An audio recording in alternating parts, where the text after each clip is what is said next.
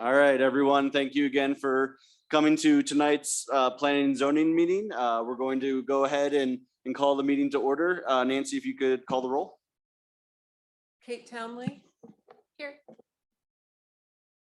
Michelle Austin. Here. Kate Fuller is absent. Carl Adams. Here. Brenda Hubka. Here. Aaron Martinez. Here. Hope Swearinger is absent.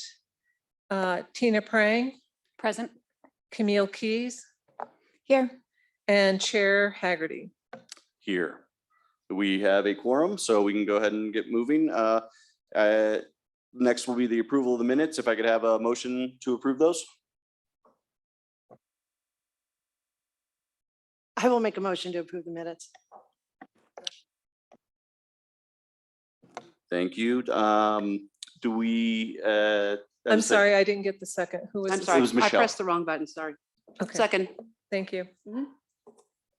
All right, then we can go ahead and have discussions. Any changes to the minutes from last meeting? Nope, not seeing any. Can we go ahead and vote? Kate Townley. I did not attend the 21st meeting. I did not attend the 21st meeting, but I did watch the recording. So I would vote yes. Okay. Ms. Michelle Austin. Yes. Carl Adams. Yes. Brenda Hubka. Yes. Aaron Martinez. Yes. Tina Prang. Abstain. Camille Keys. Abstain. And Chair Haggerty. Yes. Okay, now we'll move on to public forum. There's no one present to address committee on any other matters not scheduled on the agenda. So we'll now move on to public hearing. So with that, we are going to call for a motion to. Oh, we got it. Yep. Right. Since we haven't started the public hearing, Mhm. Commissioner Swearinger has just now entered. Mhm. Would you just state for the record that you're present? Present. Thank you, Hope. All right, so I'd like to call for a motion to open the case 2020-09 Unified Development Code. Okay, I'll make a motion to open the meeting for public hearing. Second. All right, we can call for the vote. Kate Townley, Yes. Michelle Austin, Yes. Carl Adams, Yes. Brenda Hubka, Yes. Aaron Martinez, Yes. Hope Swearinger, Yes. Tina Prang, Yes. Camille Keys, Yes. and Chair Haggerty. Yes. Thank you. So there are 9 members present today, so we'll need 5 votes to move to approve the recommendation to council to replace Title 16. But with that, we'll go ahead and start our conversation, open it up to staff to be able to do their presentations, and then we'll go ahead and open public hearing after that. Thank you. Actually, I have a few more things I'm going to read real quick, Brad, if you don't mind. I'll Thank you. just wait patiently. The parameters of the hearing tonight. So staff, the UDC consultants and attorney will introduce and present a preliminary overview of the proposed amendments to Title 16 and provide a recommendation. Those who have signed up to speak will be given an opportunity to speak, and then staff and consultants may provide a closing statement. All parties addressing the commission will be sworn in by Nancy and shall state their name and address for the record. We respect that you came here to share your input this evening. And we ask that you display the same respect for everybody that's here. We ask that you not applaud individual speakers, and we want to hear your input, but we do not want to be engaging in any back and forth dialogue with any of the speakers. Questions may be answered during the questions might be answered during the commissioner's discussion. A respectful and reasoned presentation will help us hear everyone and enable the commission to make recommendations to City Council upon the proposed legislative changes. Your presentation for the individual speakers is limited to 3 minutes, and times are not permitted to be transferred to another speaker. You're only able to provide testimony once. The timer at the podium will help you determine your remaining time, and that's our stoplight that we have here right on the podium. We've also received input from citizens, businesses, and other interested parties through the variety of correspondence. That correspondence is included in the packets and has been submitted as part of this packet this evening and will be a part of the record for tonight's hearing. At the conclusion of the public hearing, the commission may have some additional comments. We anticipate that we might make a decision tonight, or we might need to continue discussing it. However, should the public hearing continue past 9 p.m., maybe 9:30, a discussion and vote may come forward at our next scheduled meeting, which is July 25th of 2023. So at this point, we will now have staff come up, and Brad, if you want to go ahead and get started. Thank you. I need to swear you in though.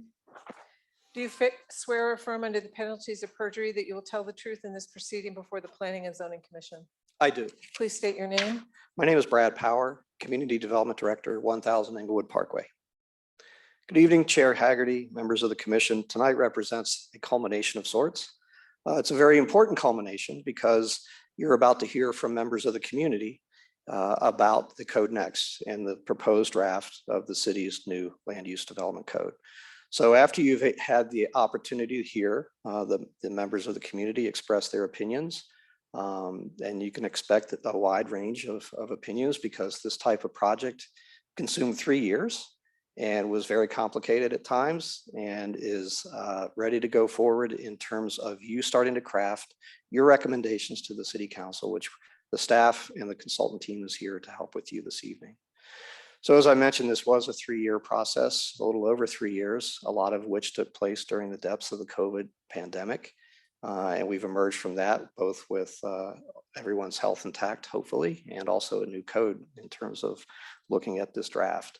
What I would like to do is just recognize your all's effort over the course of that time. The steering committee, which included the Planning and Zoning Commission and 5 members of the community, spent over 30 meetings talking about the new draft code. So on behalf of we on staff, we would like to appreciate your efforts and your time and the investment of the energy that you have provided thus far in this process. I'd also like to recognize our staff from Community Development Department who put in thousands of hours on this project. The entire planning team is here this evening, led by Brian Eisen, who I'll turn it over to in a moment, who is our planning manager and is also the project manager for this important endeavor for the city. Also Nancy Fenton and Shelley Warwick on our administrative division, who has been helpful throughout as well. It's been said that these types of projects are addressed by communities probably every 20 or so years, some much longer so than that. So you can tell that this is a very important thing for the community and for its future. So we're looking forward to the discussion tonight. We're looking forward to hearing the opinions from the community and starting to work with you to formulate your recommendations to the council as they consider the code for possible adoption later on this summer. So again, thank you. Welcome, everyone. We're appreciative of everybody's time this evening, and I'll turn it over to Brian Eisen. Would you please raise your right hand? Do you swear or affirm under the penalties of perjury that you will tell the truth in this proceeding before the Planning and Zoning Commission? I do. Please state your name. Brian Isom, I'm the planning manager in community development. And I think Brad basically said everything I want to say. I appreciate your time being here. Members of the commission, our consulting team, Chris and Matt have worked with us for a long time. They're kind of our extended family now in the planning world. And my team, John and Brooke, have worked on this for hours and hours on end, along with myself, and Nancy and Shelley and Ryan and Eric and everybody in our department. And our legal counsel has definitely helped us quite a bit along the way. But most importantly, the citizens that we've gotten input from prior to this, and that we're going to hear from tonight, and we'll likely continue to hear from over the course of the next few weeks as this goes through the adoption process. And I can't forget the legal counsel for the telecommunications chapter, who you can see ready to present. So we're going to go a little bit out of order. Chapter 11 will be presented first. The revisions for that chapter, the telecommunications chapter, has followed a little bit of a different path than the majority of the Unified Development Code. However, it is still in Title 16, so it does have to be amended through the same process that we would amend the rest of the code. So Colleen McCroskey will present that item to you, and then we will pause to take any questions from the commissioners. And then once that has gone through, we will start the rest of the presentation with Chris and Matt. So without any further ado, Colleen, please take it away. Excellent. Thank you so much, Brian. Good evening, everyone. I want to say, first of all, thank you for allowing me to appear remotely. It's very helpful to me on this particular evening. And I am here to give everyone a brief overview of the draft Chapter 11 of the new code, which I will be referring to as the wireless code throughout the rest of my presentation. And again, I just wanted to give you a quick overview of, what our objectives were there and some of the most important, or what we feel are the most important provisions of this new wireless code. So my firm specializes in working with local governments on telecommunications issues. We've spent a lot of time working with communities on wireless codes such as Englewood's.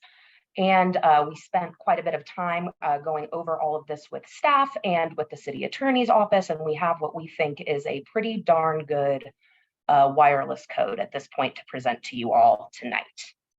And so our big objectives here with this draft code were, number one, overarching goals to retain local authority. At the same time, we also want to be compliant with federal and state law related to telecommunications and wireless siting. We also wanted to make sure that this code had some clear processes in it. Wireless siting involves a lot of very short shot clocks that have quick turnaround time for staff reviewing these wireless siting applications. And so we wanted to make sure that this code was as clear as possible, both for residents of Englewood and for providers who might be considering deploying within its jurisdiction.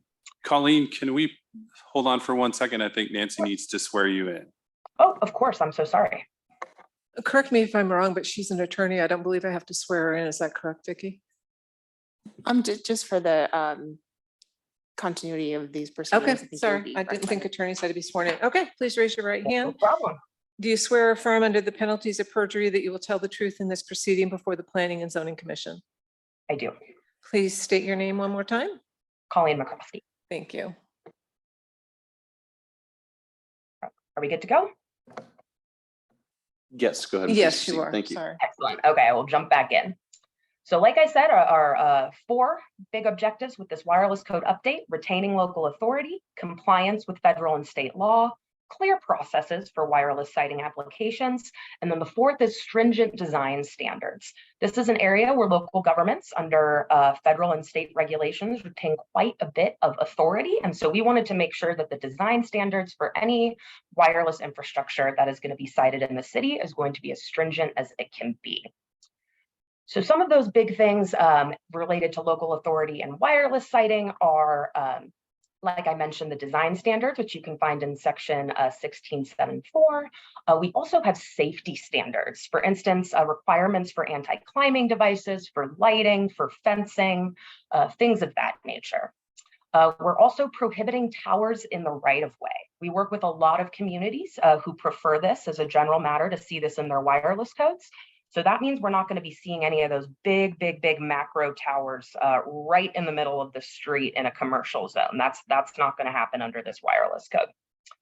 And the last thing I want to touch on, which was a pretty big point of discussion in the drafting of this code, was radio frequency issues. So we have some language in here that is in a little bit of a gray area, not necessarily anything that is hugely risky for the city to take on. It does present a little bit of risk, but having talked with the city attorney's office, having talked with staff, we decided that this was the language that we wanted to present to council. This is the language that residents of the city really want to see. And so that language says that applicants for wireless siting have to submit cumulative field measurements for radio frequency results. It also says that if the city finds that their facility is not in compliance with FCC radio frequency standards, the city can have them remove or correct that and or pay for testing. And that those costs will all be paid by the applicant.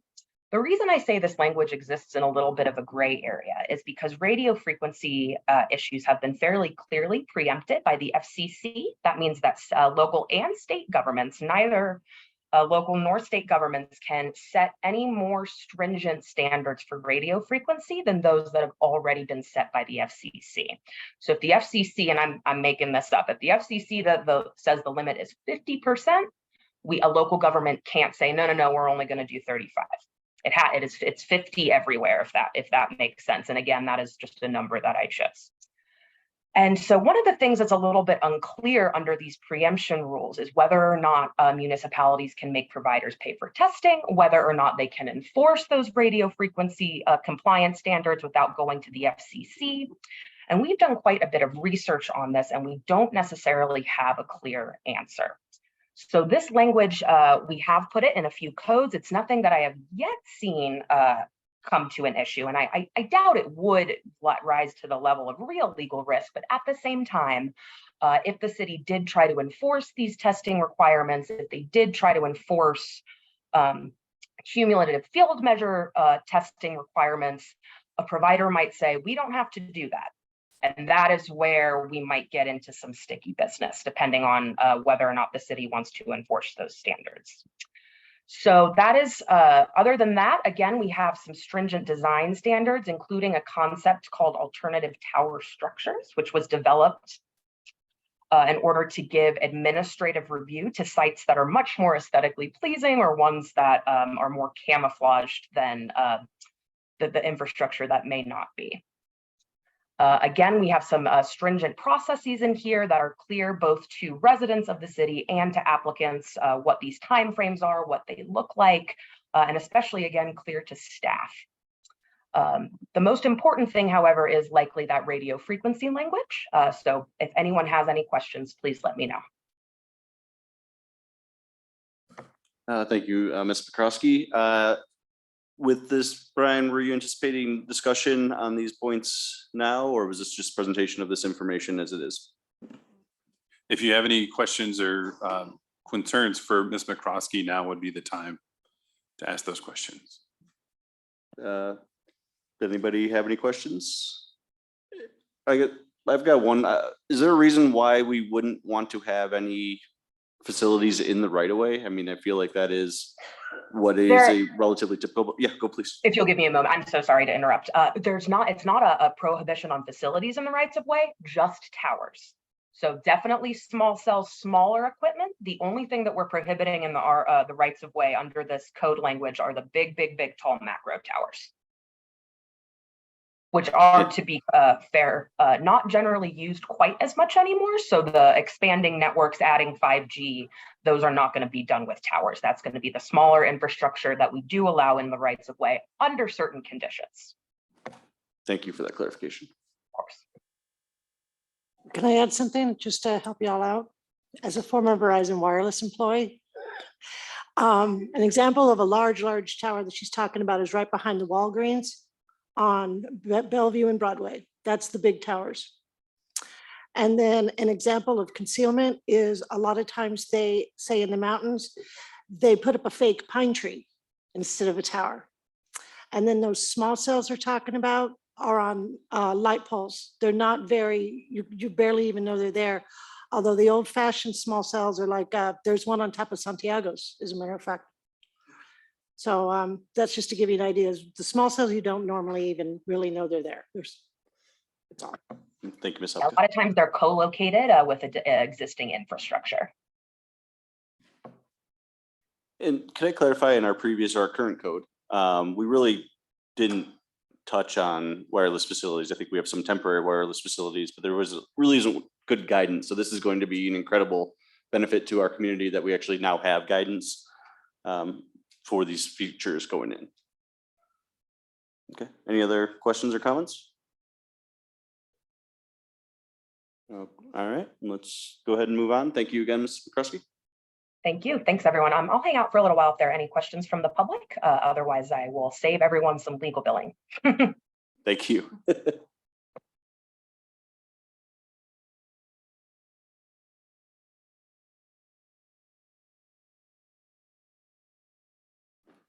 Okay. Trying to get everything situated.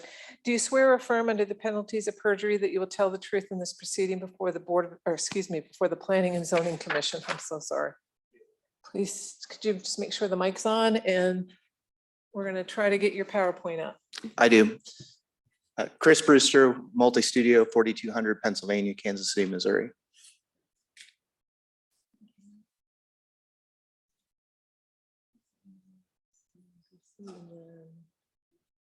Yep.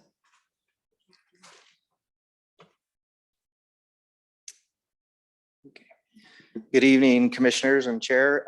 This presentation, as Brad mentioned, is a fairly high-level overview of the entire project, a long process, but we wanted to hit all the high points and frame your discussion and frame some of the things that the public might want to comment on as well. It's a little bit of a repeat from two things, our work session last 2 weeks ago, and also some of the boards and displays were part of our public open house 3 weeks ago. And we've added in some clarification slides based on our discussion at the work session as well. So I'm going to start off with a little bit of the project overview and background of how we got to this point where we as the consultant team started. First, our starting point is always your comprehensive plan. So we go through your plan, look through all of your planning policies and goals, and make sure that the code is aligned with those things. So that's where most of our direction came from. From there, you had a code assessment that was produced in 2020 and 2021 that had an extensive public process with it, and it came out with some very clear guiding principles that are listed on the screen here, as well as 5 key topics that needed to be addressed. And so those were our starting points and framed everything we did from the initiation of the project. From there, we worked with the steering committee, as Brad mentioned, planning commission, and 5 additional stakeholders and technical committee. Those were staff members, key planning staff members, and then as well as other departments that were impacted by the development code. And we developed what we call the framework, the organizing structure of the code. So simply getting all of your existing standards in a better, logical, well-organized system. And that can help for a number of reasons. It makes the code more user-friendly. It makes the code easier to use, update, and amend over time, and gives the code a longer shelf life. It also helps us write things more clearly. We don't have to repeat things in various sections, and we want it to be a well-integrated document. So that's what the left hand of the screen is reflected. And so once we had that framework, we began hanging some of the content and substance on the code. The other element of the project was public engagement. As I mentioned, the code assessment had an extensive public engagement. We also tagged onto that and had several meetings as well. About a little over a year ago, we kicked off our public engagement in February of 2022 with a kickoff meeting here in this room, a meeting upstairs, and then we had a public open house in April, as well as online engagement of issues, concepts before we even began drafting provisions of the code. And so that wound up towards the end of spring last year. This slide gives some of the elements of engagement that were used. Staff also had an extensive online presence even before we joined about code issues and accepting public input through that mechanism as well.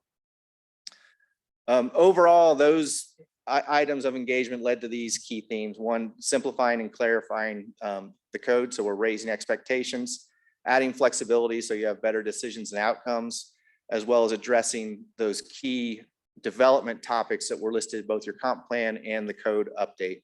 And so those are listed on the screen as well here. And that's what the rest of the presentation tonight will begin to frame some of the substance of those key community design elements that we're adjusting in this code update.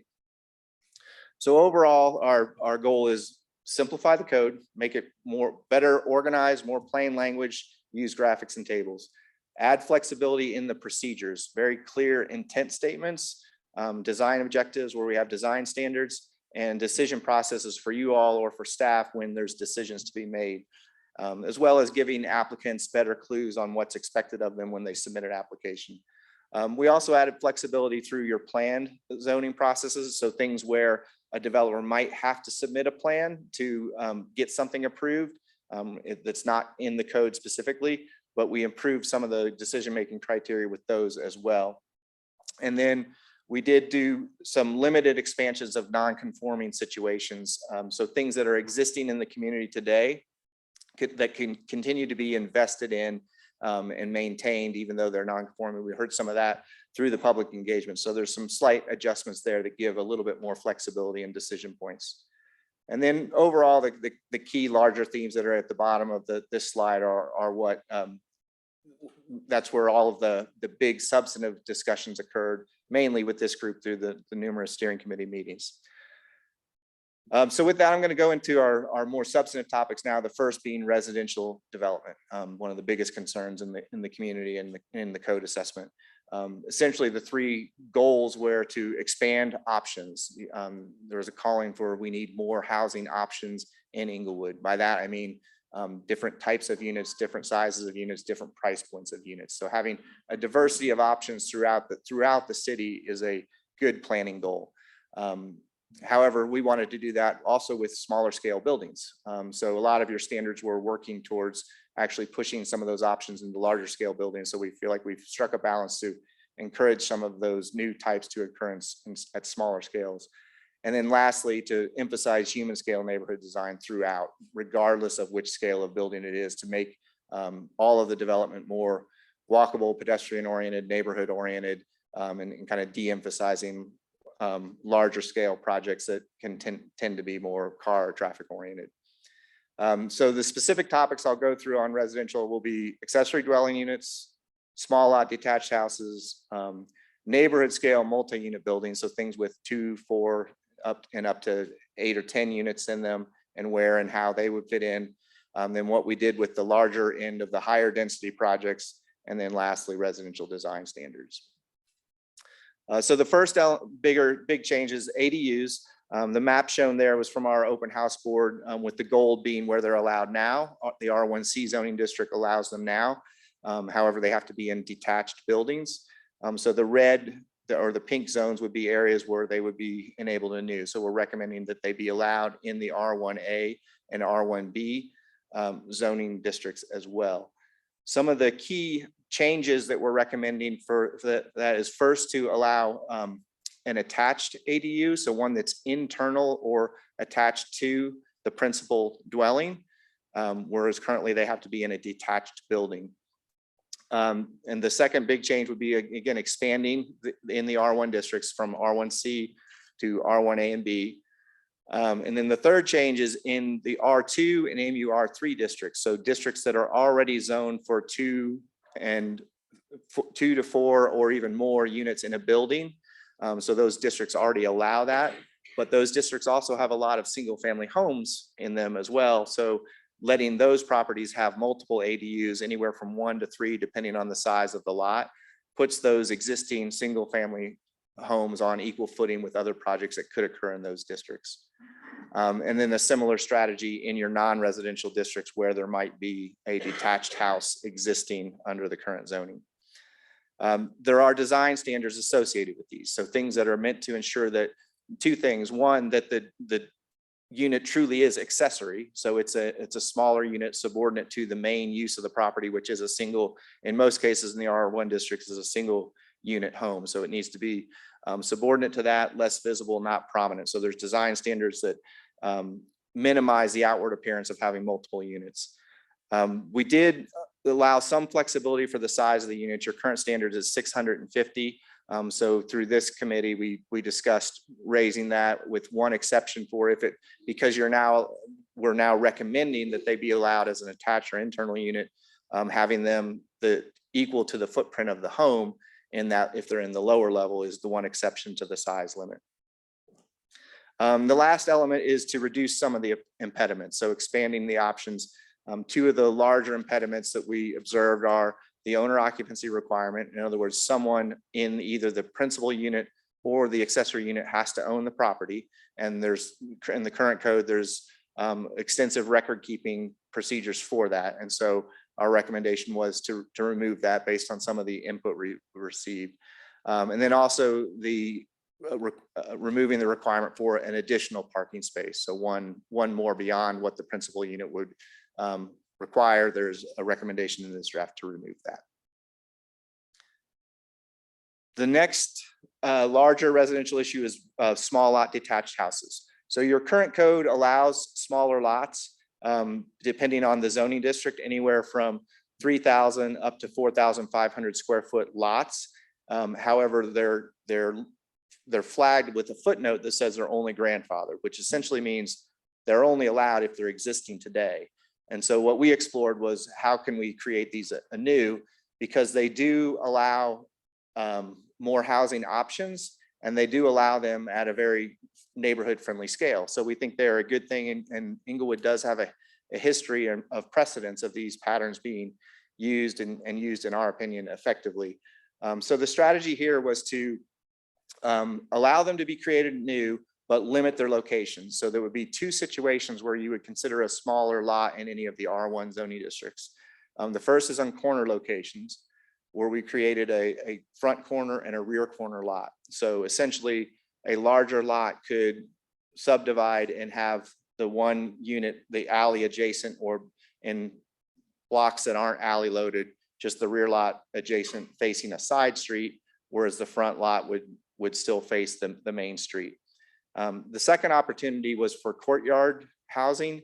You have a couple examples of that in the community, but it's an emerging trend in the planning field to allow smaller units, smaller scale units on a larger lot arranged around common open space. So most cases that we ran several scenarios. In most instances, these are going to require a project that combines 2 or 3 housing lots to build the courtyard, but they might result in 4, 5, or 6 new units. So it's a potentially a 2-for-1 trade on the units, but you're getting smaller scale buildings.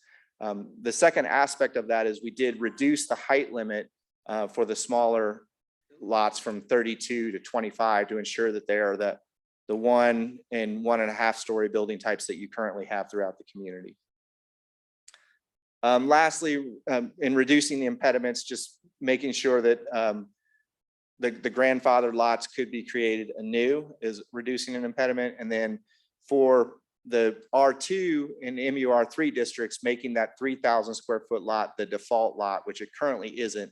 They currently can carry up the R1 lot standard. So a minimum 6,000 square foot lot is what's required in those, whereas a multi-unit building only needs about 3,000 or lower per unit. So it felt more equitable to say, well, that 3,000 square foot lot should be allowed as the basic lot in all of the districts that are already zoned for multiple units. So again, so those smaller homes could continue to exist in the zoning districts that are zoned for multi-unit buildings, and that kind of creates a good mix of housing types in those districts that are called for. The next change, multi-unit buildings. What we're trying to do here is, it's the planning jargon term is called missing middle housing. It's that neighborhood scale housing that has anywhere from, depending on how you define it, from anywhere from 2 to 8 or sometimes up to 12 units in them, but they still fit into the character of the neighborhood. So essentially what we're doing here is we're looking at reducing the per unit lot size. So your current code has a 3,000 square foot default. So if you have a 4-unit building, you need 12,000 square feet. If you have a 5-unit building, you need 15,000 square feet. So the more units you put in, the bigger it gets. So when you get to those middle areas, you're getting a fairly large project. So instead, what we did was we lowered the per unit lot size, but we put maximums on either the lot size or the building or both, so that you're ensuring you're putting your emphasis on getting smaller scale buildings, and you're putting less emphasis on how many units you have in there, and provided they meet all of the other development and site design standards as well. So what we're trying to do here is this is in basically the R2 and MUR3 zoning districts. So what we're trying to do here is leverage areas that are already zoned for multiple units and enable more projects that are smaller scale, but that can give you that diversity of units that the plans are calling for. The last big issue here on residential is neighborhood design. How do we enable these multiple projects to fit together and be cohesive and coordinate? This slide here reflects our approach to zoning in general. You know, planning and zoning has been famous for emphasizing the left side of the screen here the most, and we're shifting you more towards the right.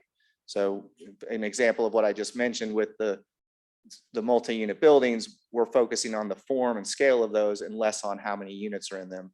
And the last piece is that those design elements are critical to getting all these types to work together. So focusing on frontages, building design, streetscapes, landscape, and open space are those elements of neighborhood design. This is another example that we spent a lot of time with the steering committee discussing that the essence and character of your neighborhood isn't always private property. It starts at the streetscapes and public streetscapes, and those are a key critical element to your neighborhoods. And then we want the development to relate to that. So the left side of the screen are all things that would be public or common areas, and the right side of the screen are things that each development project should do and the responsibility they would owe to connecting to that more public realm fabric. So we focused on housing types, frontage types, the scale and massing of buildings, and then lastly, the building design details in the neighborhood design standards. So what we did was that we feel that the design standards are common elements that track across all of your groupings of buildings. So particularly in districts where you already allow a mix, we want to start creating commonalities among different building types. So obviously the streetscapes, they all share in common, so that's going to be the same. So heavy emphasis on creating more walkable, complete street design, street trees, and then also limiting some of the access points and car-oriented elements of those frontages when you get to the private lots. So that gets us into the next key feature of the frontage design. How do these buildings relate to the streetscape? Mainly looking at entry features, garage locations, driveways, and emphasizing more human scale patterns and de-emphasizing some of the car-oriented things, particularly on alley loaded blocks, not as much so on the ones that aren't alley loaded. And then lastly, on the next element, building design, getting into the building scale, we have adjusted the bulk plane, we feel, in a couple of key critical ways. The first, I should back up a minute, for all of the R1 districts and all of the 1 to 4 unit buildings, we reduced the height from 32 to 30 feet to start. So there's a 2-foot reduction in height right off the bat. With the bulk plane, we did look at shifting to a front and rear bulk plane. So the front bulk plane is somewhat similar to your current bulk plane, but at about 2/3 back of the lot. So that back portion, that backyard area, the bulk plane would reduce down to a smaller scale and a smaller maximum. It's a technique that Denver's using, although we adopted a little bit more simplified version of that to reduce the building scale. So in all cases, the building scale should be coming down in all of these instances. And then the last change was for the R1C district, we added back in a 3rd level bulk plane. You currently have a 12-foot and a 17-foot. And what that means is that where does your plane start at the side lot line? So in the R1 and A and B, it's 12-foot. R1C and the R2s, it's 17-foot. What we've done is we've added in a 15-foot one for that R1C. So all of the R1 districts should be seeing a reduction. Other building design elements are standards that you currently have regarding composition of facades and articulation of facades. And we've added some more clarity and specifications to some of those. The last element of neighborhood design is the open space. What do you do with the unbuilt portions? So that deals mainly with your lot coverage standards. There is an increase in some of the lot coverage allowances on the smaller lots. That's simply because to get a basic building, they need to have a little bit more buildable area, but we feel like that's a fair exchange. But with regard to the landscape standards within those open spaces, we've broken them out into key components that really start to emphasize the front areas in relation to the streetscape as well. So the next thing I want to do is just to walk through, this is a new ad from the work session. Based on some of your questions, I wanted to walk through all of the zoning districts and what the key changes are. So the first set is all of the R1 zoning districts, which you see on the screen here, A, B, and C. The first point to emphasize is they're all being retained as primarily or exclusively single unit detached houses. So there was discussion earlier in the project that maybe we should allow some more 2 to 4 unit buildings in these districts. That is not what's in the proposed draft. The allowance for accessory dwelling units is a change, and that would only be in the R1A and R1B, other than the new requirement or the new allowance for also allowing it to be attached or detached. So you have your option with that. So that's the first big change, and it's most affecting R1A and B because it's not allowed now, whereas R1C, they're already allowed. And then the second change are enabling the small lots in either the corner lot pattern or the courtyard pattern. And again, that's an instance where they're currently in your code now. They're grandfathered in, so they can't be created anew. So the existing ones are good, you can't create new ones. So we think it's a good option in the R1 districts to allow new ones to be created in limited locations. In the R2 districts, now we begin to emphasize some of those neighborhood scale, multiple unit buildings. So all of those changes in the R1 districts would carry up to the R2 districts. So you could continue to do some of those things in the detached single unit homes that are existing there. So giving them more options. And then when we move up to the multiple unit buildings, retaining R2A primarily as duplexes, as your current code does, with the new option of adding 3 and 4 unit buildings on the corners or the end grains, which are the side street facing lots. So the ends of blocks, adding new opportunities for 3 and 4 unit buildings in those locations. And then when we move up to R2B, that district currently doesn't have a unit limit, but it does have that 3,000 square foot per unit requirement that I had. So we're lowering that to allow more units, but we're maximizing, we're putting a maximum on the building scale and lot size to make sure that small scale buildings happen. So there's actually probably more development restrictions in R2B than you currently have, but there's also more capacity for more units because we've reduced the per unit lot size. And then lastly, the MUR3 districts, the district zone for apartments and larger scale multi-unit buildings. The bigger changes here was trying to organize your apartments and the 5+ unit buildings into scales of small, medium, and large, for lack of a better term, and categorizing those to MUR3A, B, and C as those districts grow in intensity. And similarly to the other districts, all of the R2 options would continue up in this district as well. So again, that filtering and mixing of unit types is what we want. They're each sort of gradually getting more intense with the building types. This district is also where some of the affordability, these groups of districts are where some of the affordability incentives may begin to come into play. There's a component of this project that talks about giving incentives for affordability based on the study that Root Policy did in association with this. And so their findings were, if you gave a height bonus or a parking reduction, you may find people willing to contract with the city to agree to obligate their project to hit a certain amount of affordability points if you give them a height bonus or a parking reduction. And so that's built in here. It's not activated yet because we don't have the administrative mechanisms, and there's going to be further policy discussions on the housing affordability to implement that section. But the MUR3 districts or even the non-residential districts are where those would most likely be applicable and how they would work out. Because the last point here is that with housing in non-residential districts, you currently allow it. So you could do housing only projects in all of these districts. They would just come along with those MUR3C standards that we've developed. So we feel we've got improved neighborhood scale buildings that can begin to be built in these districts as well as residential only. The one exception would be you currently have a prohibition on the Broadway, the 33 to 3500 block there. Residential only projects aren't allowed, and ground floor uses have to be non-residential, and we're retaining that. I'm going to transition now to the non-residential, what we loosely termed placemaking. This is trying to get more vibrant mixed use activity areas in your corridors and your centers.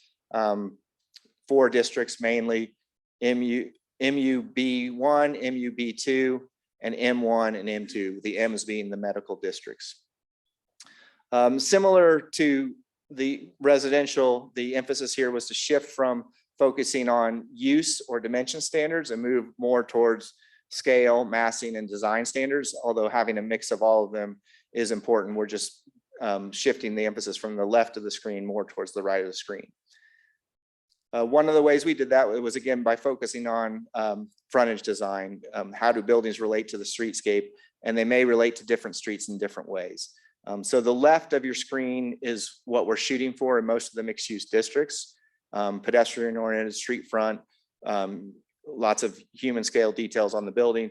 The right of the screen are some of the exceptional circumstances that you would allow. So that what this code is set up to do is to make the A and B frontages the default. And then the C and D frontages would be options that would have to come before the planning commission if they were to be built. So that's typically either larger scale uses, more car oriented uses, or uses that would be set back substantially and have large parking lots, things like that. Related to that, the building design standards that focus on some of the architectural features that go on the buildings have a similar kind of transition. The closer to the street, the more small scale details that we expect to see. The further from the street, the less important that is because the building's viewed from afar, and actually the landscape buffer or the parking becomes a predominant design feature when the buildings are set back. So the standards are calibrated to fall into place based on where the building is placed in relation to the streetscape. So overall, in non-residential design, we're giving a little bit more flexibility to the uses that are allowed in these mixed use districts and stressing these elements of design: streetscapes, frontages, building design, massing, and then landscape and open space. The last topic, and then I'll close and for the public testimony or questions. There was a strong bent of sustainability in all of your plans and policies and in a lot of our discussions. Sustainability touches on many things that aren't directly related to the development code. I will say from a planning perspective, in terms of what large scale sustainability is, a walkable city with access to transit, biking, more cohesive mixed density neighborhoods. We think you're kind of hitting all of the boxes there that you would want to hit. When we get down to site design, it becomes a little trickier to do that, but there are certainly a lot of elements of this code that we've added in that improve sustainability. A lot of coordination with other codes and what other departments are working on with regard to sustainability, updates to the building code to include energy efficient buildings, conversations on EV parking and where the industry is going with that. Those are all coordinated within this code. And then the last thing we did was we took an opportunity to capitalize on some of the administrative flexibility we got, and we put a section in each of the residential and non-residential chapters on sustainable site and building design guidelines. So what that section essentially does is anytime a project is unable to meet some common sustainability benchmarks because of one of the standards in this code, that would immediately make them eligible to apply for an administrative adjustment to see if that code provision couldn't be relaxed in order to do the more sustainable practice. And with that, I'll end my presentation and be available for questions. Thank you, Mr. Brewster, for that presentation and for really taking the time and effort to take what we've been doing for the last 3 years and putting it down on paper and giving us a good product that we can be discussing tonight. So with that, any questions for Mr. Brewster on what he just proposed, presented on?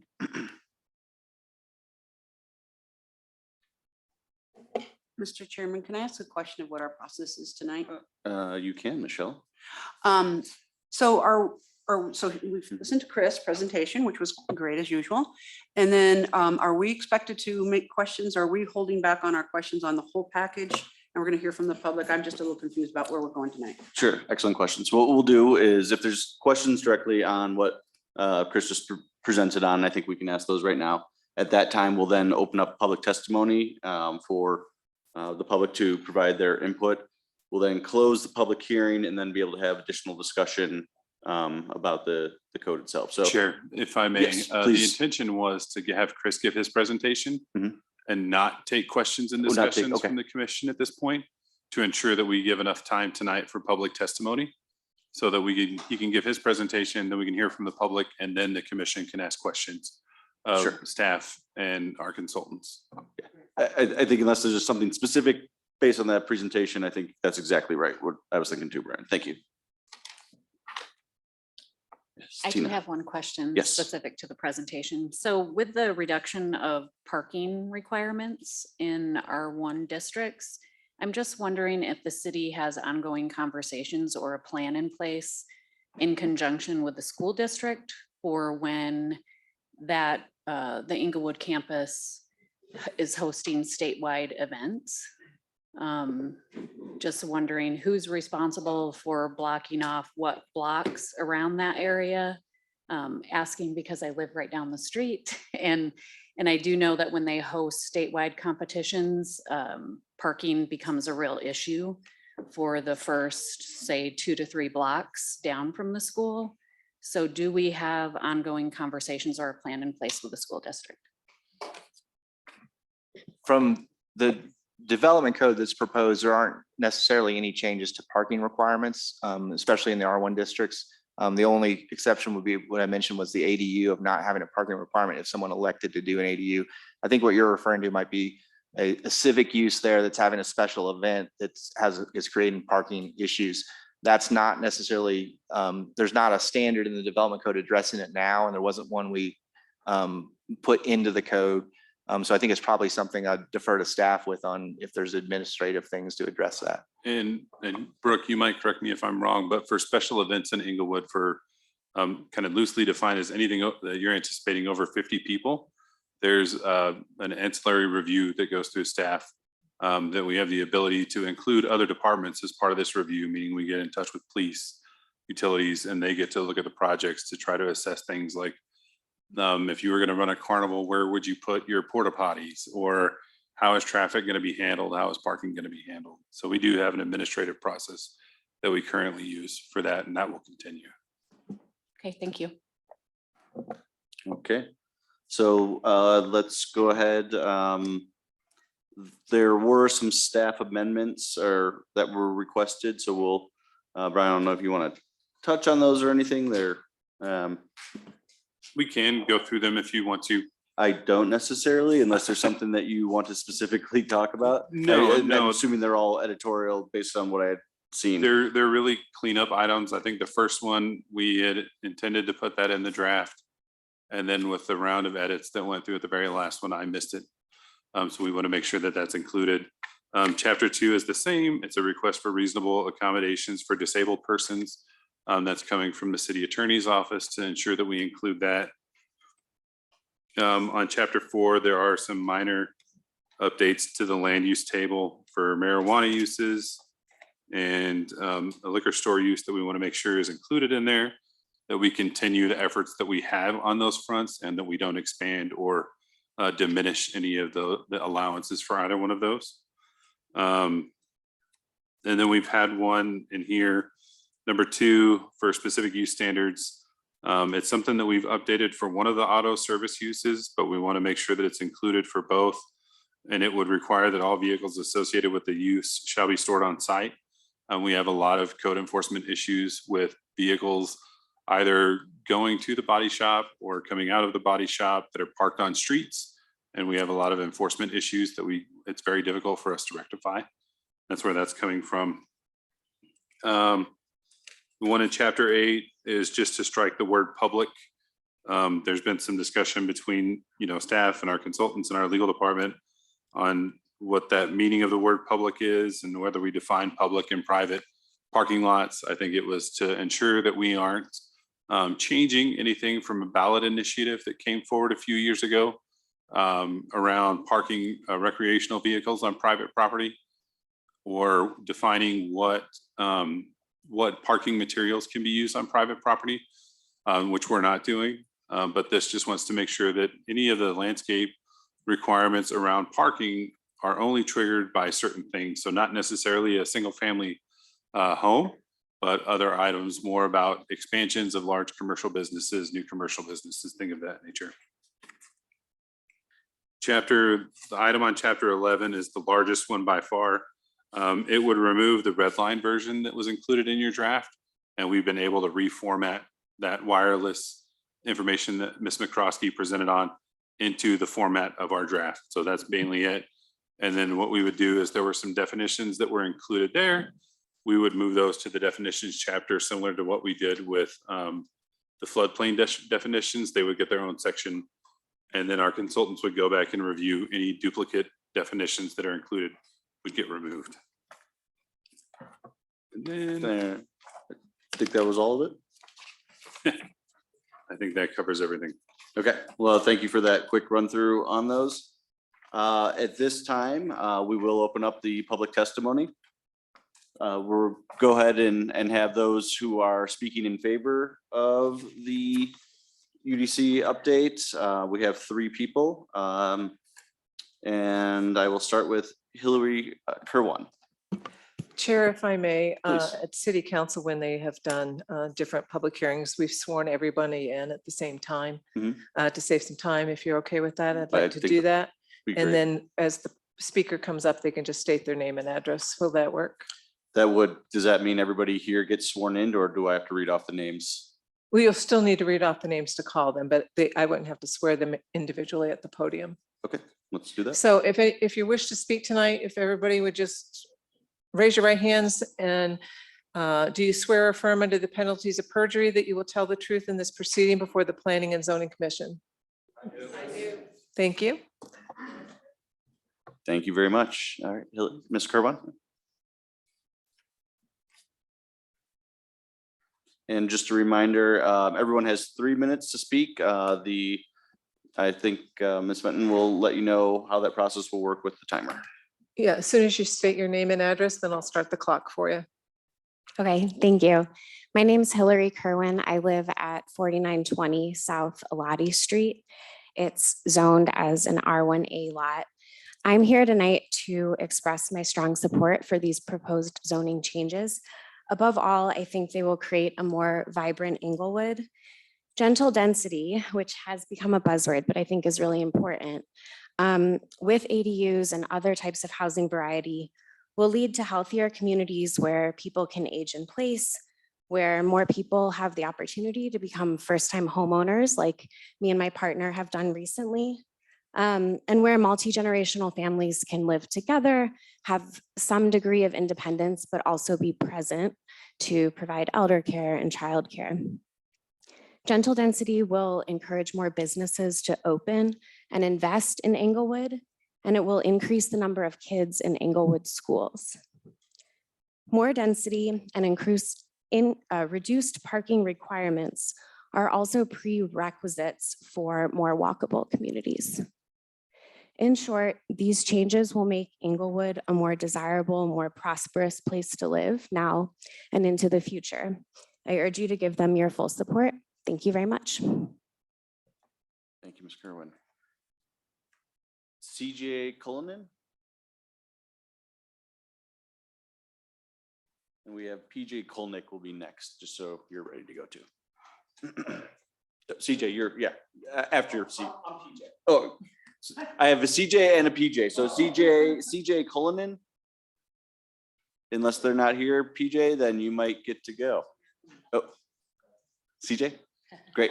Hi, thank you very much. Thank you. Can you I've just been state your name and address, CJ please? Cullinan, 1501 East Dartmouth Avenue, Arapahoe Acres.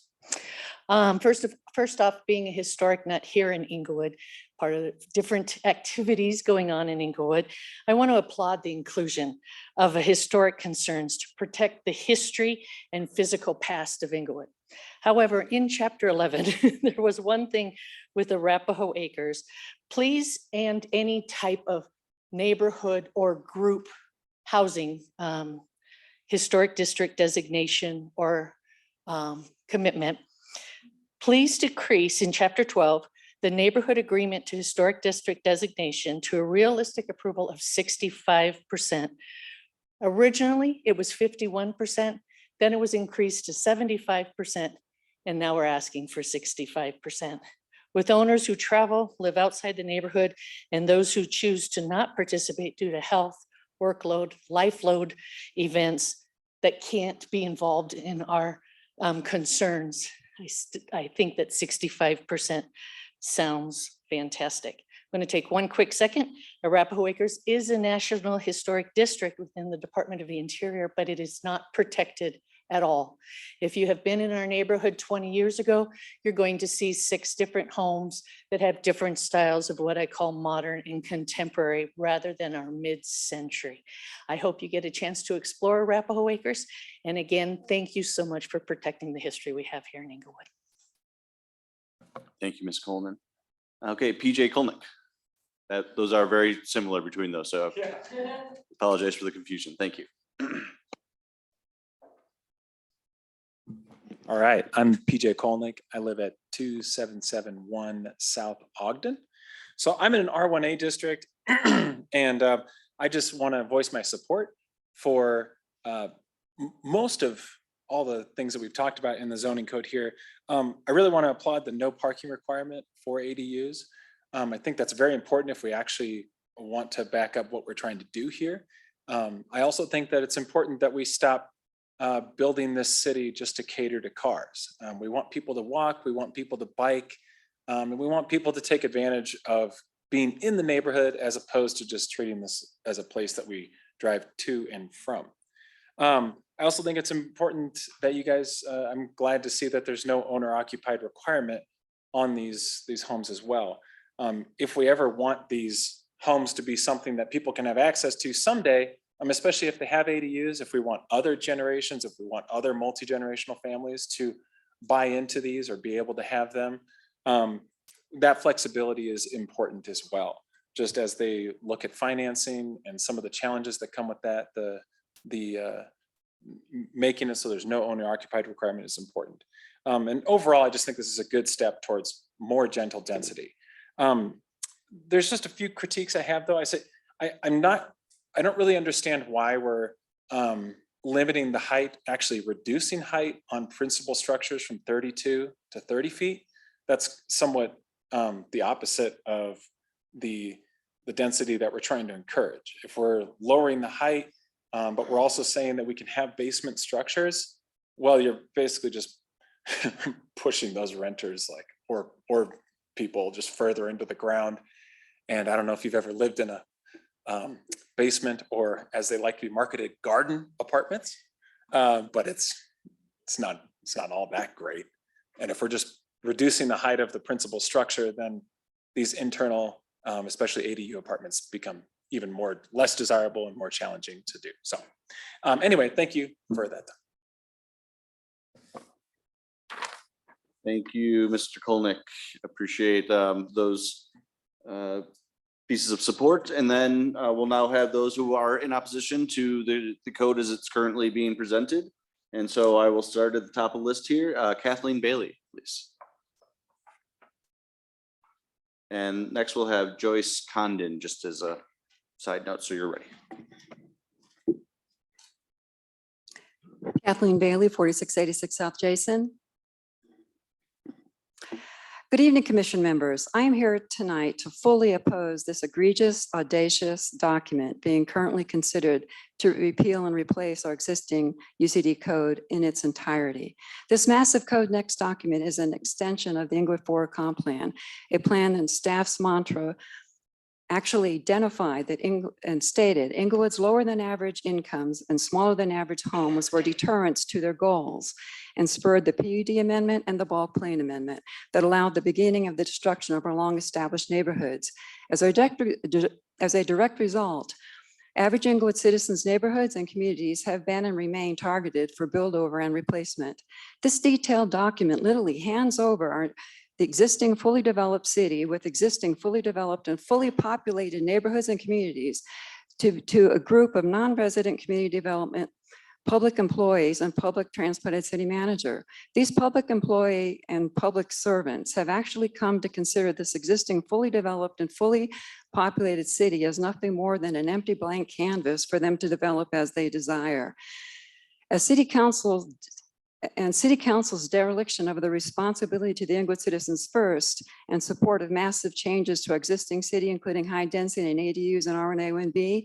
And as a direct result, the City Council's dereliction, over 3,000 very unhappy Inglewood citizens have signed recall petitions to get rid of it. 4 of these existing irresponsible derelict City Council members.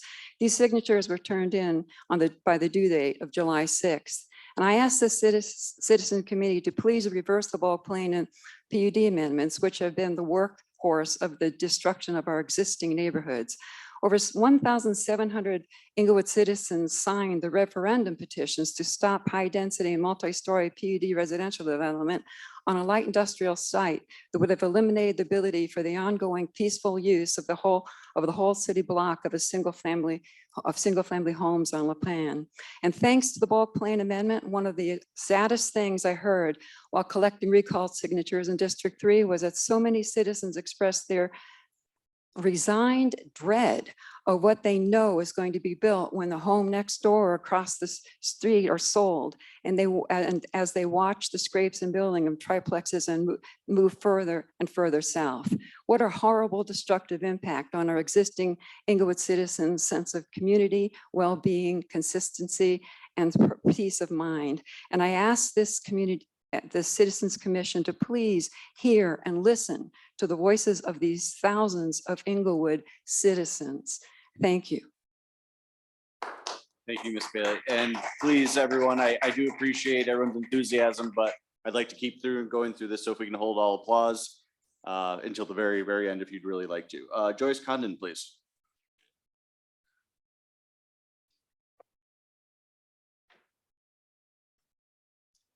Good evening. My name is Joyce Condon. I reside at 4981 South Aladi Street in Englewood, Colorado. I do. Can you move the microphone a little closer? We can't hear you. Okay. Do I need to repeat? Go right ahead, please. Okay. I would like to thank you for this opportunity to present my feelings. I'm here to state that I am strongly opposed to the proposed changes in the requirements for ADUs in the R1 A, B, C zones. When ADUs were allowed, we were told it was to increase the affordable housing available in Englewood. The requirements for owner occupancy and parking were measures to safeguard the rights of other property owners in the neighborhood.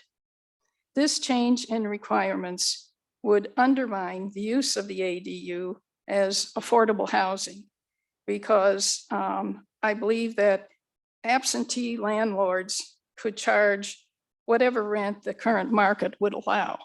I don't see absentee landlords contributing toward a continuation of the same family in the residential site. What I see are people perhaps from outside the state purchasing these units as a profit-making proposition. So I am also opposed to subdividing corner lots into two separate lots with no parking required. This would create competition for the parking space in front of my own home. And I've been in my own home for 23 years. And before that, I had a home in Englewood for 32 years. So I have loved this city. I feel very invested in it.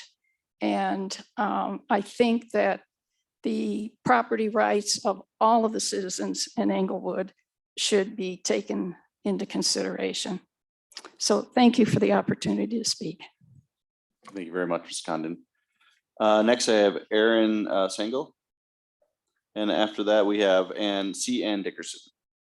Hey, this is Arun Sangho. I live in 3335 West Tufts Avenue and R1B zoning.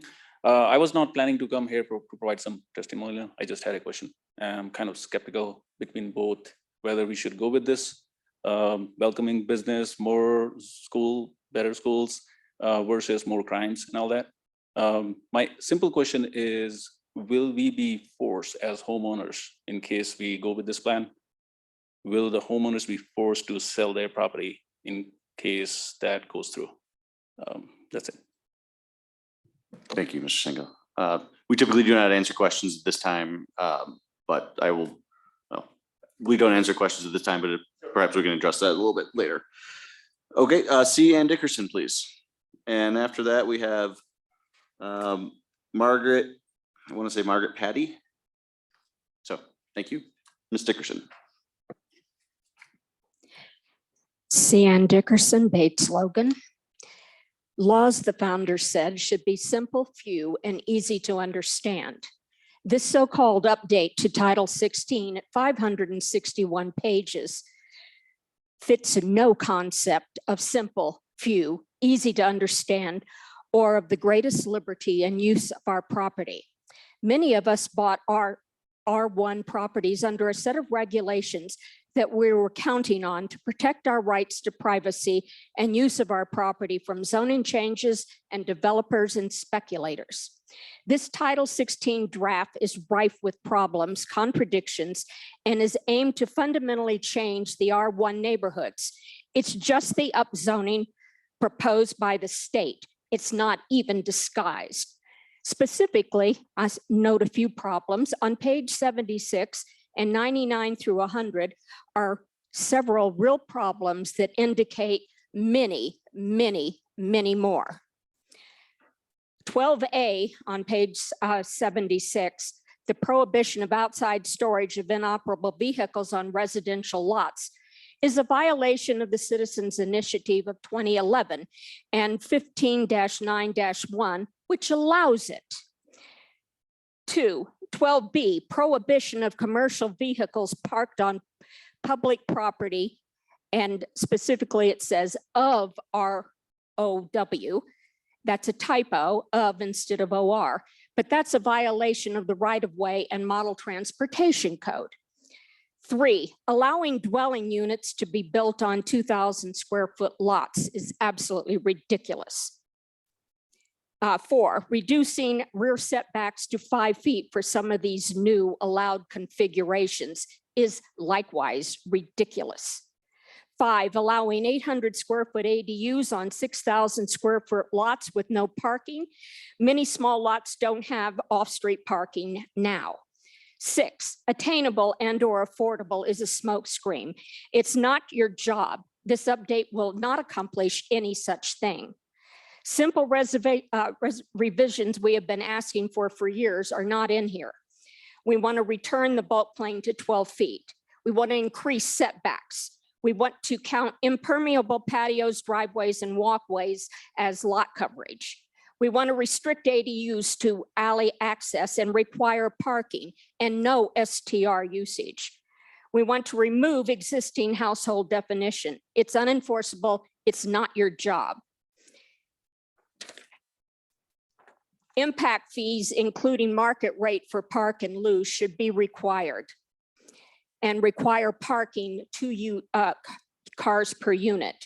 We need to remove administrative adjustments and a moratorium on PUDs. Thank you very much, Ms. Dickerson.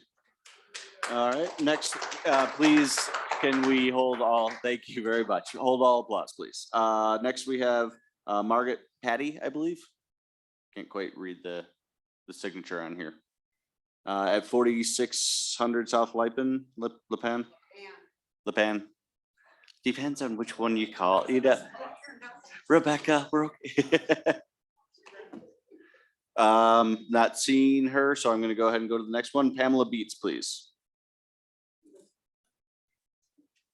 And after that, we have Jan Weipert, I'm sorry. Go ahead, Ms. Beats, when you're ready.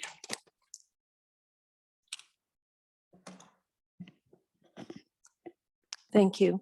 Pamela Beach, 3224 South Delaware Street, which is an R2 neighborhood.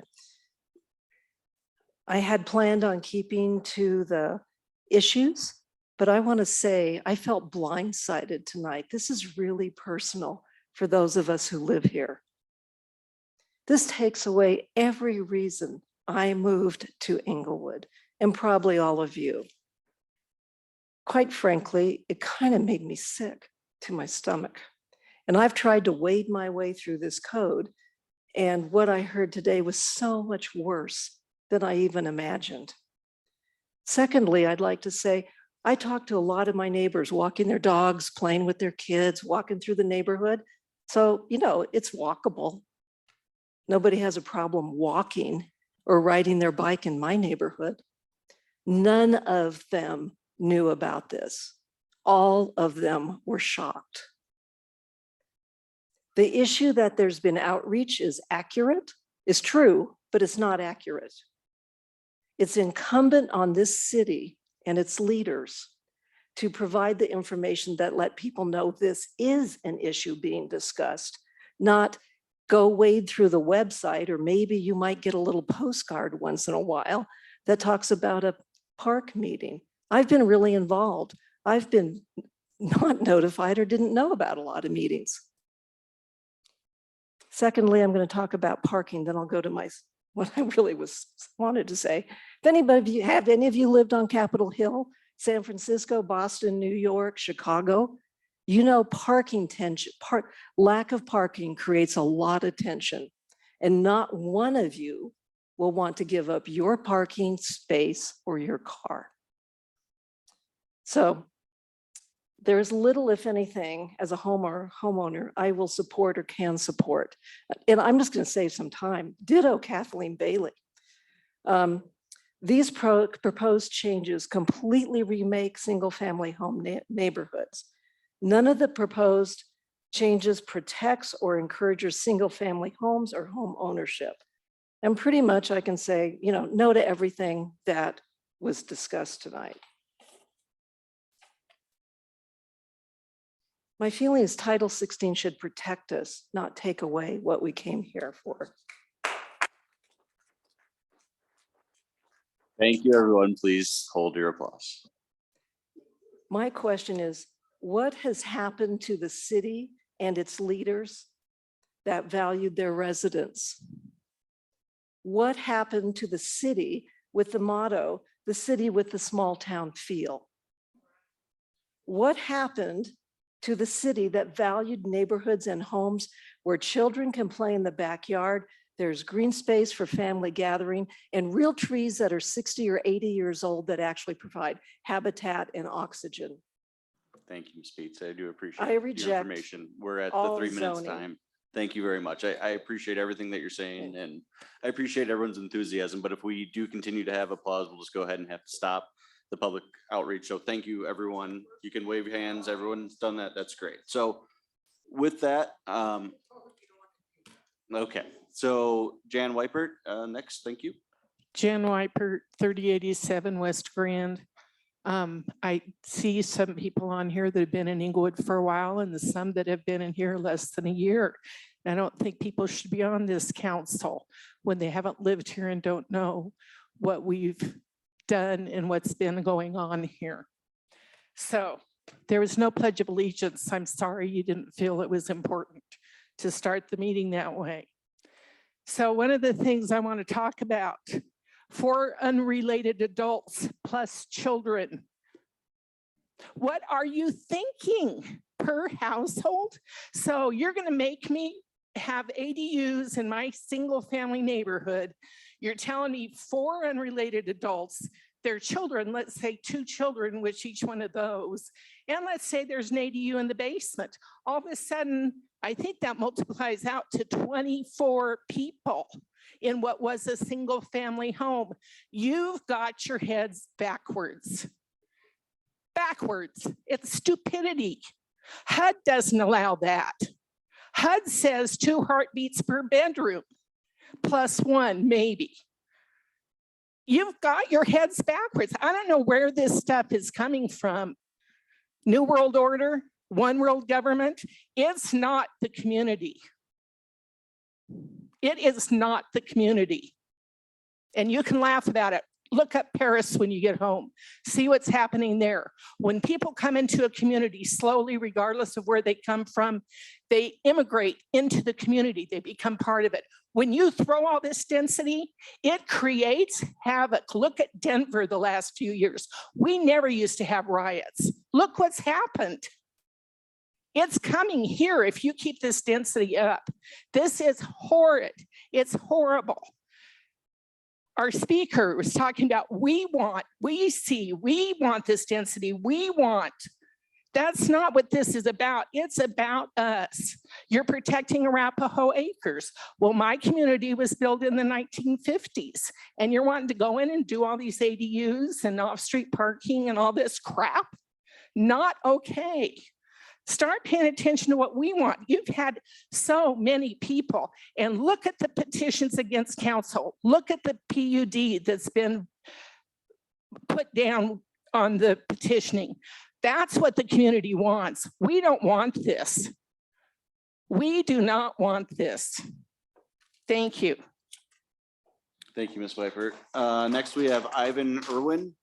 And after that, we have Kurt Supes. Sups, thank you. Ivan Irwin, 4025 South Jason Street, just runs straight south of here, and it's trying to approach Oxford for traffic density. We don't want that. All these citizens have spoken before I did, and very eloquently. We know that planning and zoning wants higher density, higher density, higher density. My wife and another lady got petitions up and got the city council to vote down Sports Authority a few years ago, and now of course it's back.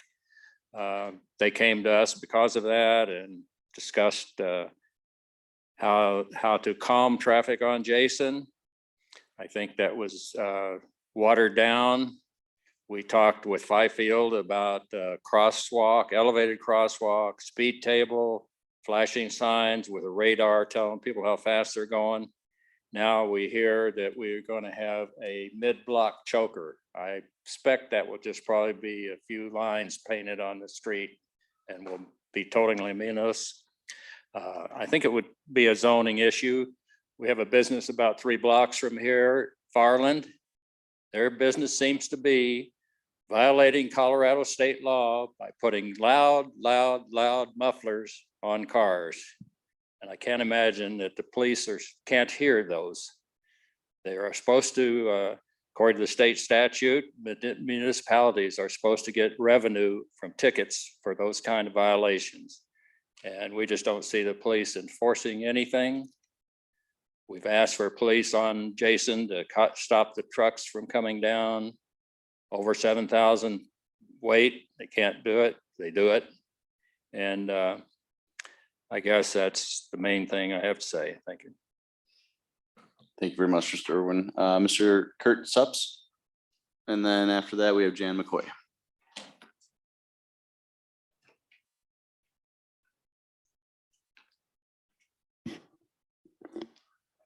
I'm Kurt Sups, Dartmouth University. In considering changing Title 16, we believe there are several critical factors that have not been professionally studied to determine the impact of all of this of these changes on the people living in Englewood. I'm just going to list them off here: construction interference, air and noise pollution, traffic safety, congestion with greater traffic, and importantly, the impact of cars parking up and down streets. No child safety studies. What about the children riding their bicycles and crossing the streets in neighborhoods? Power and water sufficiency, sewage, sinkholes, increased crime and drug usage, trees being damaged or eliminated to facilitate construction, endangered and guarded species being impacted by this, including birds of prey.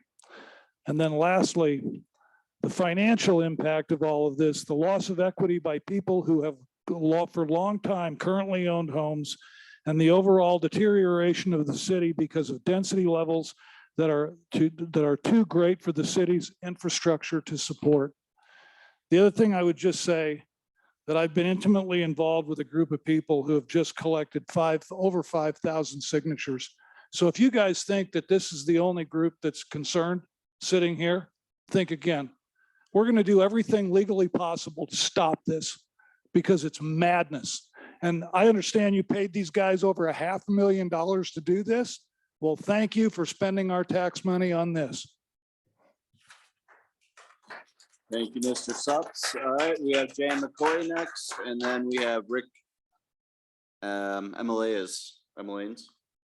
So Jan McCoy, thank you.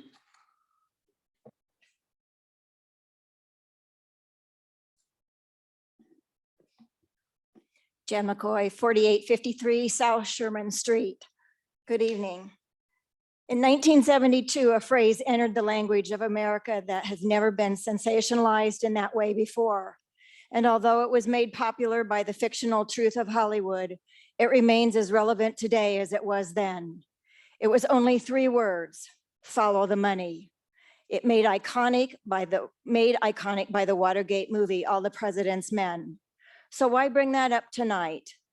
Here in Englewood, City Council prepares to put their stamp of approval on regulatory code changes that will affect not only the visual appeal of our neighborhoods, but have far-reaching potential to erode the peace, stability, and ownership of residents living in those neighborhoods. Why? Let's loop back to that iconic statement: follow the money. The next statement I read is ripped from the headlines of the Denver Post just a few days ago. It says, Colorado cities enroll in a program despite concerns. What program are they referring to? Colorado Legislative Proposition 123, passed recently under the guise of creating affordable housing. It goes on to say that several local governments have moved to enroll in the program despite concerns that they can't meet the requirements of a program that promises to dole out hundreds of millions of taxpayer dollars in the coming years. In its application to the state, Denver officials wrote that they are concerned that the requirements won't produce reasonably achievable goals. It goes on to say that's why housing advocates and state officials have urged the local governments to just jump in. I'm beyond proud of the Englewood residents that fill this chamber tonight, just as they have done ceaselessly for months on end. They have chosen to give up dinners with their families, carpool to bring elderly friends, given up their personal time at the end of hard days of work, and have spent countless hours canvassing and educating their neighbors on the ramifications of forced density played out numerous ways, not gentle density, forced density. Those residents have passionately clung to the freedoms that their voices count and that their vision for a livable city is worth standing up for. They want no part of forced density that could easily add up to 12 more cars per block if only 3 homes on that block added an ADU. Loss of home ownership requirements would incentivize absent landlords and pass enforcement issues onto neighbors, a position no neighbor wants. The addition of enforcement issues of just 2 new homes on my block forced Excel to replace a transformer in the alley. The reason, they said, the new homes were pulling too much energy and the power was overloading the transformer. You listed in your principles on the UDC update process that there should be broad community support. Tonight, I believe you have to be both oblivious and defiant to miss the message that you do not have that support. Thank you, Ms. McCoy. Rick Emmelhanes, and then we have Kim Wright after that.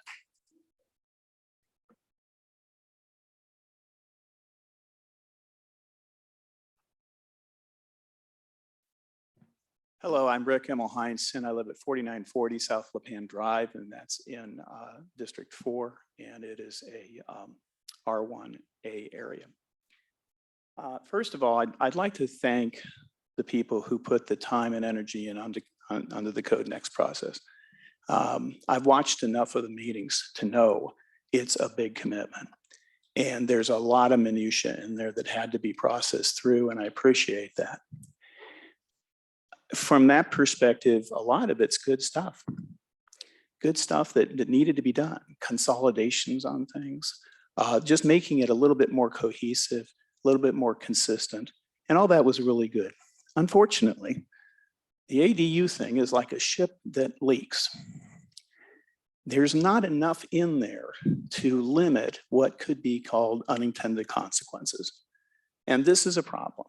We all know that if you don't legislate something in there to prevent something from happening, it will happen. As the previous speaker said, follow the money, see where this is going with this. There were a few things that I jotted down here that I wanted to focus on. One is per lot density, the idea of putting more than 1 ADU on 1 lot, that's inviting problems. You talk about overloading transformers. Well, you're overloading the city services. You're potentially overloading fire, sewers. almost everything here. So that really has to be addressed. Quality of life, parking. A lot of people have mentioned parking. Noise. Noise is a big issue. You know, the other part is a per block density. Again, something else somebody's mentioned is we don't really have anything dictating how many of these are going to end up on a block. Someone mentioned about how, you know, our property values go down. That'll happen if we have multiples on blocks and the parking increases and they become less desirable areas for people to live in.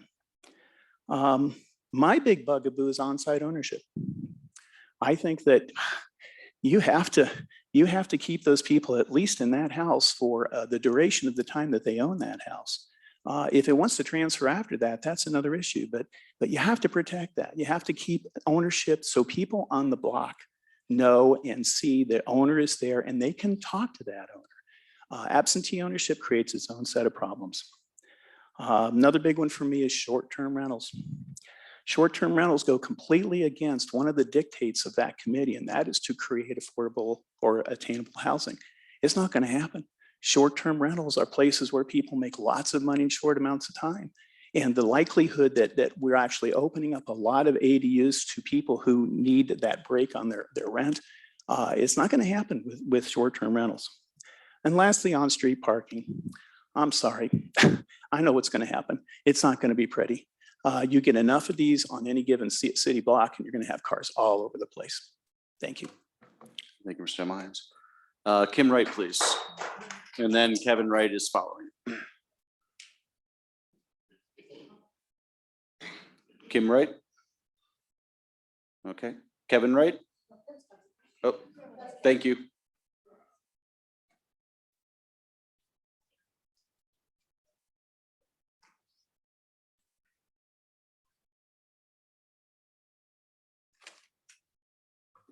Good evening. Kim Wright, Tufts and Julian. I'd like to discuss section 16-5-5, attainable housing guidelines. Not sure how this got put into a document. I'm sorry? Oh, sorry. I'm not sure how attainable housing guidelines got put into a document that is about Code Next. On one document, it was on page 103. On another one, it was on page 99 and 100. When you're looking at attainable housing and you're discussing things with a developer, it's a negotiation. It shouldn't be in a document that could be in place for 20 years or so. The economy is fluid, and so is building. It should not be in a document. I shouldn't even have to go into this. That needs to be taken out. There's an affordable housing task force that council's putting into place. Let them deal with this, not a document like this, because this is all fluid. I'm not sure how it got put there. I think it was buried in there, and I think it needs to be discussed and taken out. Developers negotiate things with the city. It shouldn't be placed there saying certain AMI will take out parking, certain AMI, you could have an extra floor and that type of thing. It shouldn't be in a document that's going to be put in place for years and years and years. Some of you are flipping through your pages right now like you're kind of shocked it's in place. I don't know. The next thing that I'd like to discuss is Inglewood is the 7th high dense city in the state, #1 for a city our size.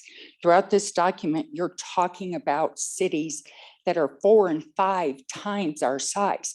Why are we compared to cities that aren't our size? And then you use a city that's much smaller than ours. You can't compare apples to oranges. I don't understand. Something else. I think before any decisions are made, open meeting laws were broken left and right throughout this process. Recordings weren't recorded. Partial meetings weren't recorded. And there's no voting that can take place based upon that alone. Another issue I have. And a lot of this is not your fault, and thank you for everything you have done, but process wasn't followed. You're in charge of this, not staff. And based on that, nothing should go forward. You're the committee, not the staff, and the staff ran everything. And that's a big problem. Thank you for this information. Okay. Next, we have Cindy Webb and then Rebecca Kramer. I'm sorry, there was Sid- Kevin Wright. Say again. Didn't you say Kevin Wright was? Oh, next? Kevin, I'm sorry. Yes. My apologies. Good evening. Name is Kevin Wright. I'm on Jillian's and Tufts. First thing I'd like to ask is why is 5G being hidden? Why are you guys hiding that from us? Is it dangerous or something? I'd like to address what I feel were attempts to deceive the public. After reading the 561-page report, I noticed that a P&Z board member made recommendations to solar access to skirt the approval of citizens by default. Let me read what I found. I spoke to council members of our community, and council agreed the Code Next should incorporate a solar access municipal code modeled similarly like the city of Boulder. You can find all that on our web links. Code Next can focus on 3 things to bring about productive improvement in a timely manner. Number 1, requiring that new resident builders where neighborhoods are established conform to the facade of style consistent and similar to surrounding homes. Number 2, require builders in residential areas to perform a solar analysis. And should the new or replacement structure create onto the property to the south on any portion of the property, they would need to seek a variance. Those variances I can pretty much guarantee would be approved. Overhaul the process for getting building permits to include a web-based, user-friendly, intuitive platform. Sounds wonderful. If the city will approve solar access code, that will provide by default, a uniform height and width for all the zones without having to prescribe such for each zone. Sounds to me like someone was trying to get around the citizens. All other considerations such as future parking, streetscapes, walkability, and street design are applicable only to green space areas. And I cannot imagine where such areas exist in Inglewood. I don't know either. See, I'm running out of time. Next thing would be a pathway to slot homes. Residents do not want slot homes. Had the survey asked that question, the team would have learned that instead, the survey questions were framed in such a way to seem similar in size and shape without the word slot. Seems pretty deceptive. Denver has banned them and instead created a task force. If the committee does not consider the solar access a mini code, I will return to council and let them know.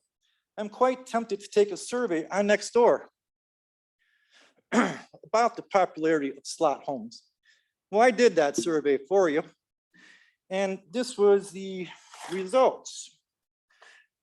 Now, I put this out 18 hours ago. Today's results as of 3:53 p.m., yes, 12%.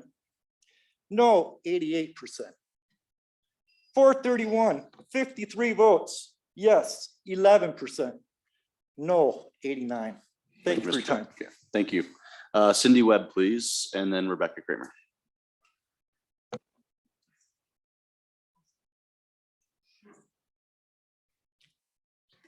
Good evening, commissioners. I'm Cindy Webb. I live near University and Dartmouth Avenue in Hampton Hills.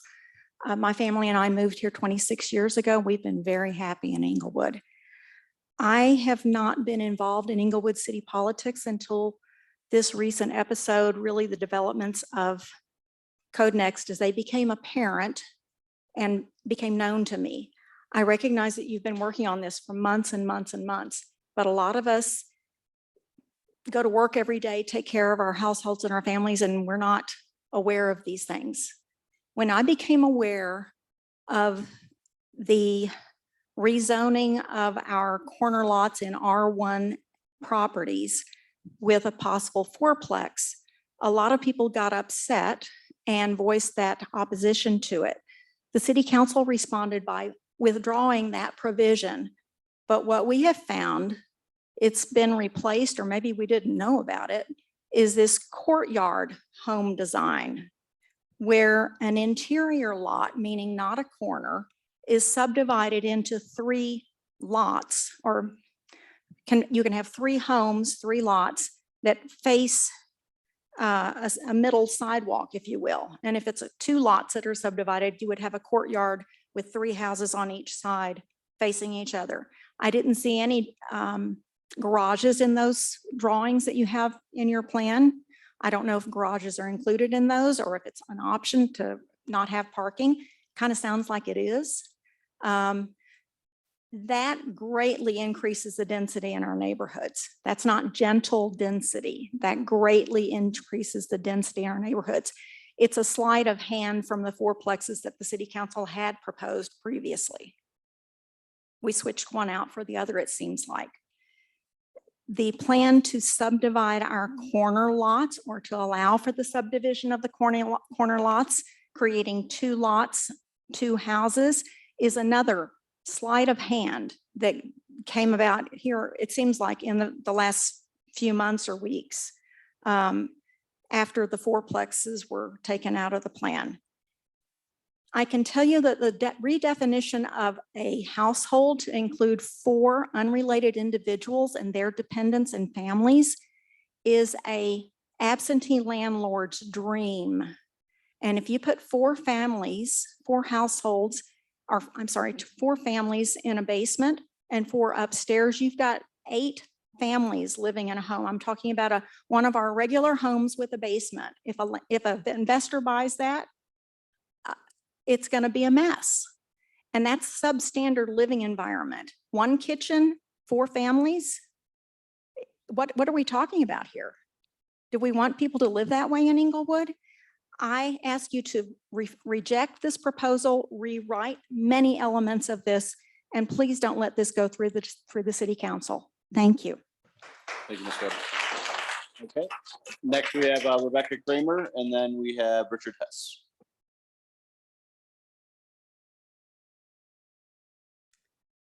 My name is Rebecca Kramer. I was born in Tanglewood, 3731 South Alati. In 6th grade, I moved to 2941 South Downing. And for the last 32 and a half years, I've lived at 3363 South Lafayette Street.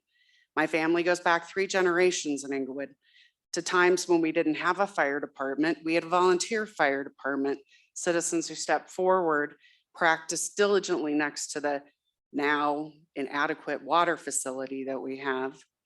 I didn't plan on speaking. I didn't prepare anything, but I was asked by a few people as I arrived to do so. I have some serious concerns at this irresponsible density plan that's being done. Inglewood was planned as a community decades ago.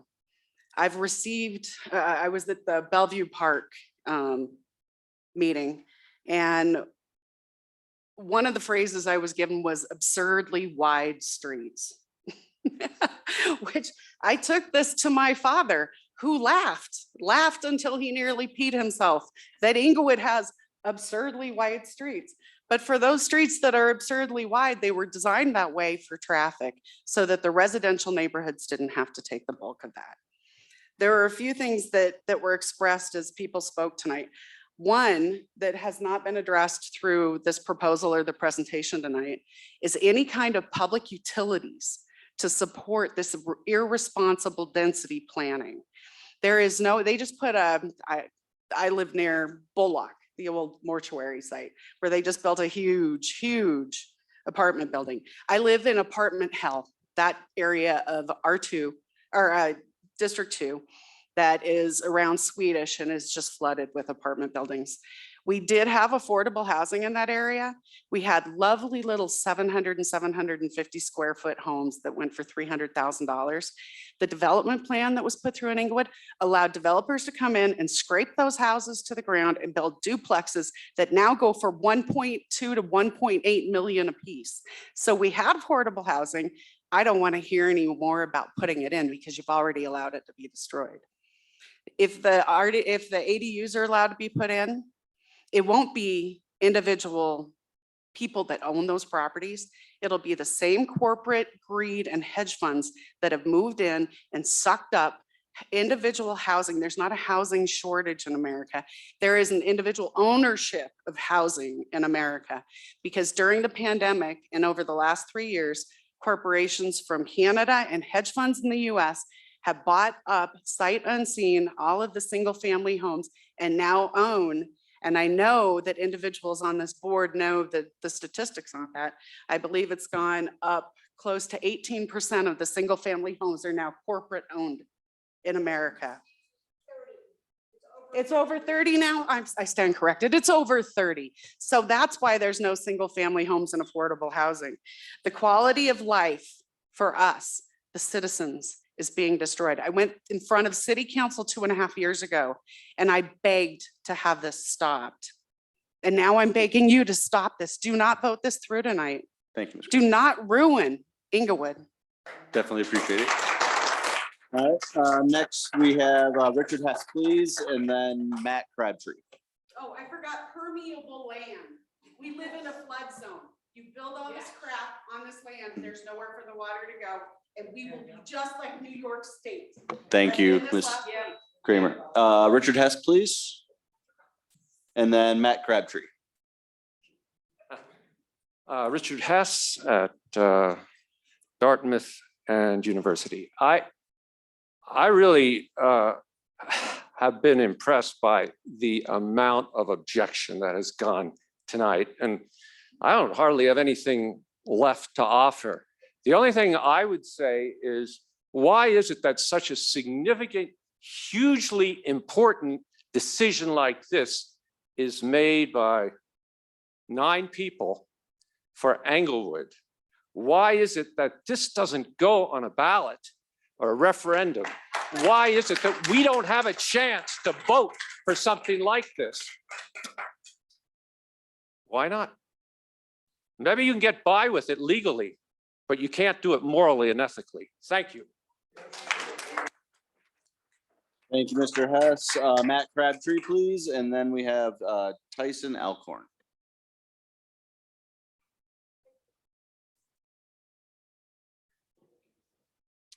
All right, good evening.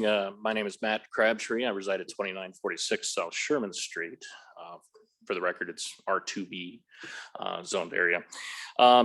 So I guess one of the advertised intents of this whole process was not to create non-conforming uses throughout this process. Just as a real quick glance through on the code and comparing the two, in which I would hope that there would be a comparison between the existing code as to the code that's being proposed. I have seen a fair number of interesting and odd inconsistencies that don't seem to have place.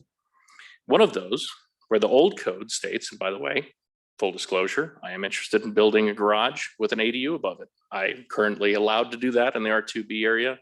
I like the regulation as it is right now. I'll get a little bit into that later. But as relates to a garage, 16-6.1 in the existing code, requirements for accessory structures. Combined maximum total floor area of all garages and carports shall not exceed 1,000 square feet per unit, which means that as of today, I can build 1,000 square foot garage. In fact, I know a lot of people in my area that have 1,000 square foot garages. New code, 16-5-3, accessory buildings, residential, 15% of the lot up to 1,000 square feet. I live on a 50-foot lot, as with a lot of people in Inglewood, actually a large percentage of District 1, and I would imagine District 3 are 50-foot lots. That means that I am now allowed to build a 937.5 square foot lot. That doesn't make any sense. Where'd the 62.5 square feet go? And what's going to happen with all the non-conforming structures that will become non-conforming once this code comes in place? Now, this is an example of a few different areas in the code. Of course, I don't have a whole lot of time tonight to go through every one of them. Another one, old ADU code states 26-foot height. New code, 25-foot height. Old code, owner occupant. New code, none. Now, this is a big one for me. As previously mentioned, one of the benefits of being towards the end of my presentations tonight is I get to echo what people have already said. One of the most significant impacts to housing costs across the country is corporate ownership of properties. If we allow no owner occupant for ADUs, up to 2 ADUs per property, that means that that is an opportunity of a lifetime for these corporations to come and buy property, build an ADU, take away the opportunity for people that, well, frankly, want to buy what is considered affordable now and, well, build an ADU and rent all 3 of them out. Sounds like a great investment opportunity. The old code limits to R1C for ADUs, R1C, R2B, so on and so forth. And they're wanting to add R1A and R1B to that. You know, I'm going to echo one of the emails that was in this packet tonight. If somebody wants to build an ADU in an area that's currently non-conforming, there's actually a process to do that right now. You can go to variance through the Board of Adjustments and Appeals. And I think that is an acceptable way to do this by way of public input by your local neighbors. Thank you for your time. Thank you, Mr. Hess. Matt Crabtree, please. And then, I'm sorry. Thank you, Mr. Crabtree. Mr. Tyson Elkhorn, and then our final speaker is Barry Lancaster. Tyson Elkhorn, are you still present? Nope. Okay. Barry Lancaster. Okay, he must have signed up, or someone maybe signed up for him. Okay. With that, those are all of the people who signed up this evening. I do appreciate all of the information that you have provided. With that, I'd like to say a few things, and I really do appreciate everyone's speaking tonight, from our staff to our consultants to the public of Inglewood. And I think we all take that very seriously, what we're doing here. We've received a lot of feedback. Some of it was for it and a lot of it was against it. But our job is here to look at both current residents as well as the future residents of Inglewood. There was discussion about freedoms and the greatest use that we can all have for our properties. And that's an important thing that we all need to make sure that we're protecting. Regarding communication, we all try to do our best to provide transparency and appreciate the feedback that you've provided on this, but many of you have volunteered at different points in time for this city or for other places, and you all have the opportunity to do that here. And there's nothing that stops you from being a bigger part of this if you'd like to be. And I encourage you to be a part of it if you would like to be. We want to have people support and input. So our goal is to protect the existing houses, that stock, but it's also to provide guidance for our staff to be able to understand when development needs to come in and what opportunities are there and what can be a clear and concise guidelines for them. So with that,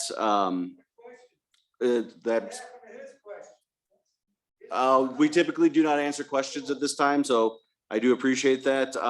With that, I said we typically don't answer, and the only reason I'm not answering is I don't honestly know the answer to it. I can't see any reason why you would have to sell your house, but I don't know that for sure. So with that, would staff or Ms. Brewster or anything like to respond to anything that we have this evening? Or nope. Okay. With that, we'll close the public hearing. We'll still be able to have discussions after that at that point. So I would like a motion to close the public hearing. I'm sorry, just a point of order, Chair. Yes.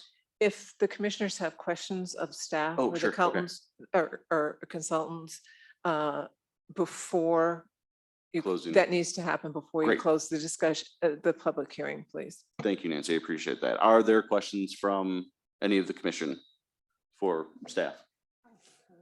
Yes, Carl, go ahead. I was always pushing for the solar access. Is that in the code anywhere? There's no specific things for solar access for solar equipment. The reduction in the bulk plane for single, for 1 to 4 unit buildings of doing the 2-tiered bulk plane. So there's a lower bulk plane in the rear portion of the lot that would somewhat address some of the solar issues.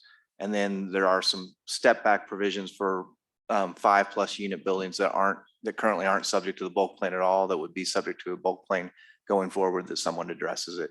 But there's nothing directly related to a solar protection when you invest in solar renewable energy. That's left to a property by property resolution. Okay, Go ahead, Carl. Yeah. the reason for this was to upgrade it and modernize the code. In doing that, I would think that the new things that are in the system nowadays and in the community are solar access, solar power, and electric power for electric cars. The electric cars, I really don't see a whole lot in there for that, for requirements for a developer having to have, 1 out of 15 parking spots is electric. And the solar access, that if you have 3 foot from the property line, you have a 30-foot tall building that shades the next 2 lots in the wintertime, when you would be needing the solar power at that time. In the winter, in December 21st is where the longest shadow. It's like twice of the height. Whatever height you have, is a 100-foot building, you got a 200-foot shadow. And that can be a real issue when you got a bunch of apartments around. And on the old Hampton Avenue, that's going to be an issue with the street there. They're going to have ice on that street constantly down there. That's a problem, but that's not really a code thing there. With the solar access, I'd really like to see that in there. Thank you, Carl. Do you have another specific question, or just wanted to have that comment made? Okay. I did want to provide some clarification Thank you. on one item on the EV parking requirements. So they were included in the building code update that was recently approved by City Council. And this code just references that. So we don't want to duplicate something that the other code is already doing in the event that that gets amended, and then we have to come back and amend this. So there are requirements built in here. However, they just reference what's now required by the building code. I don't have the number specifically, but there are EV requirements for residential and non-residential, I believe. Thank you, Mr. Shin. Yeah. Go ahead, Brenda. Yeah, does the, in section 1655 attainable guidelines, does that refer to anything other than the MUR 3, R2, and MUB districts where we already have, I guess, what do we call it, multiple housing complexes? Refer to anything else outside of those districts? No, it's going to be most applicable because it has to be a multi-unit building to begin with. So it's only going to be applicable in districts that allow multi-unit buildings. And then with the height bonus, it's only going to apply to the ones that allow the apartment building type. So it's really R2B and MUR3. Those districts are where those provisions would be most applicable. Now, it is a placeholder to defer to where the Housing Affordability Task Force discusses it further. So it's not necessarily an active provision of the code right now. Any other questions? Yes, please. Question for staff, I think, just to clarify, is the Can you speak up, please? sure, is the courtyard configuration houses, are those considered single family in regards to the parking requirements? Single family detached? Yes, they would still need to meet the parking requirements and still need to meet the design standards for where parking is located and how the lot is accessed. For single family detached? Correct. Thank you. Tina? As a follow-up question to that on the courtyard design, can you just clarify for the room what locations though would be allowed? It is for mid-block locations. So provided a project could meet the design standards, those mid-block locations would be eligible for it as we have it now.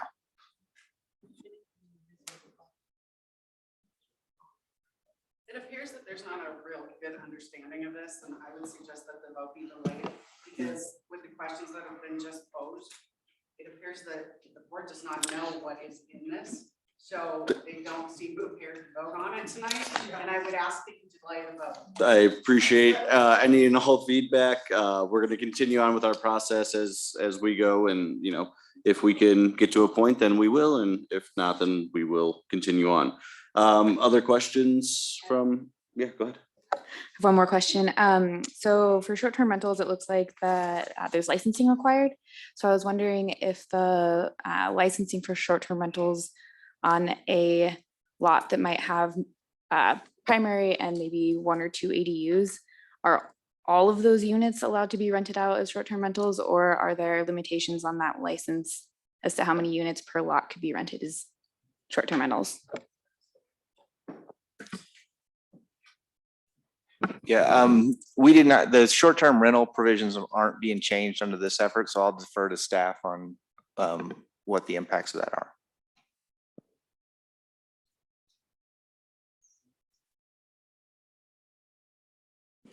Let me double check in here, but council recently amended the short-term rental regulations to allow them in accessory dwelling units. But I do believe that there's a cap of 1 permit per lot. So you can either rent out the primary structure or the ADU, but you cannot rent out both. So if that's the direction, then if the code stays as is, or I mean, the STR regulations are what they are because they were approved in a separate title. So then if you had multiple ADUs, which is identified in certain districts here, then you could have 1 permit or 1 rental, not multiples. Thank you. Go ahead, Kate. Thank you. I appreciate the opportunity to ask questions because it does help me clarify some things, as well as like when we hear comments or questions from public testimony, it also gives us an opportunity to ask staff those questions and potentially get some answers for you. Couple things I have. In our draft copy, there's some placeholders for future illustrations and things like that to really help like the usability and of the code. Do you have a sense of what the timeline would be, or would that be based on how it would be timeline of adoption or something like that?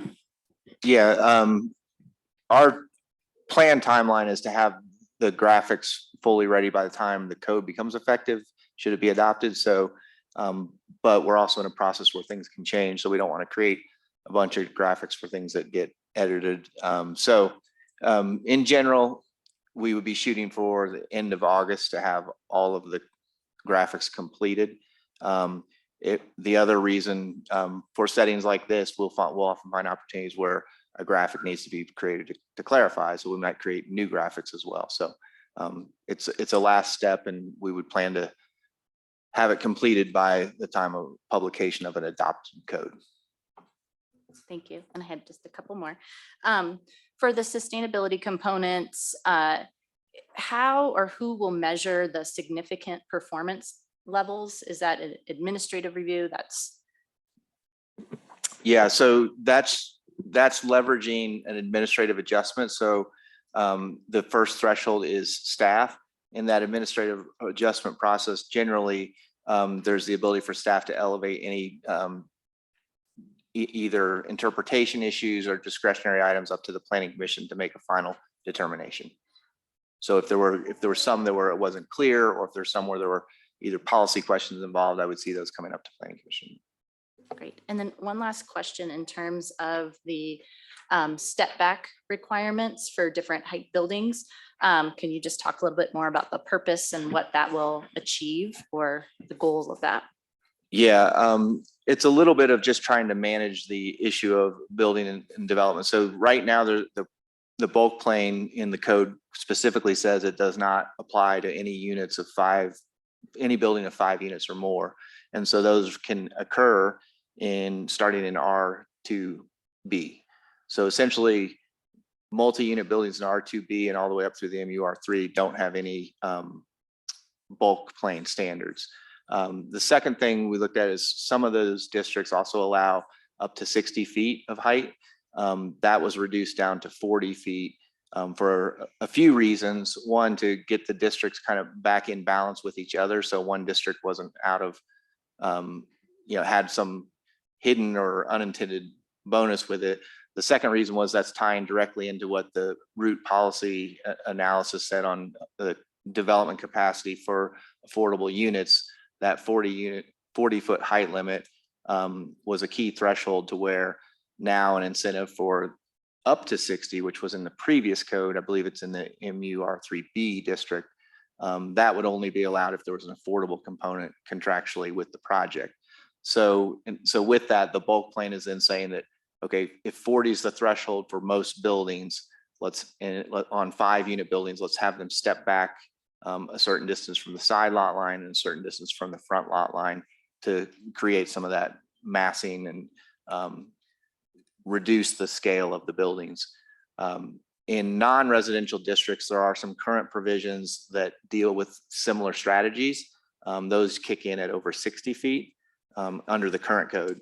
What we're doing is we're adding in one, I believe it's on the Broadway frontage, that would be any part over 40 would have to be stepped back 20 feet.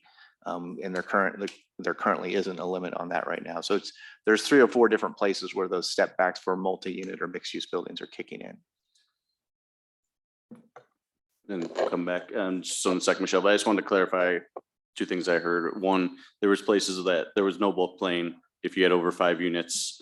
So we're trying to, again, provide additional guidance for staff and for all of us to be able to put in what should actually be put in. Correct. Yeah. Okay. Michelle? Would this be a good time for a couple housekeeping things for you, Chris? Sure. Okay.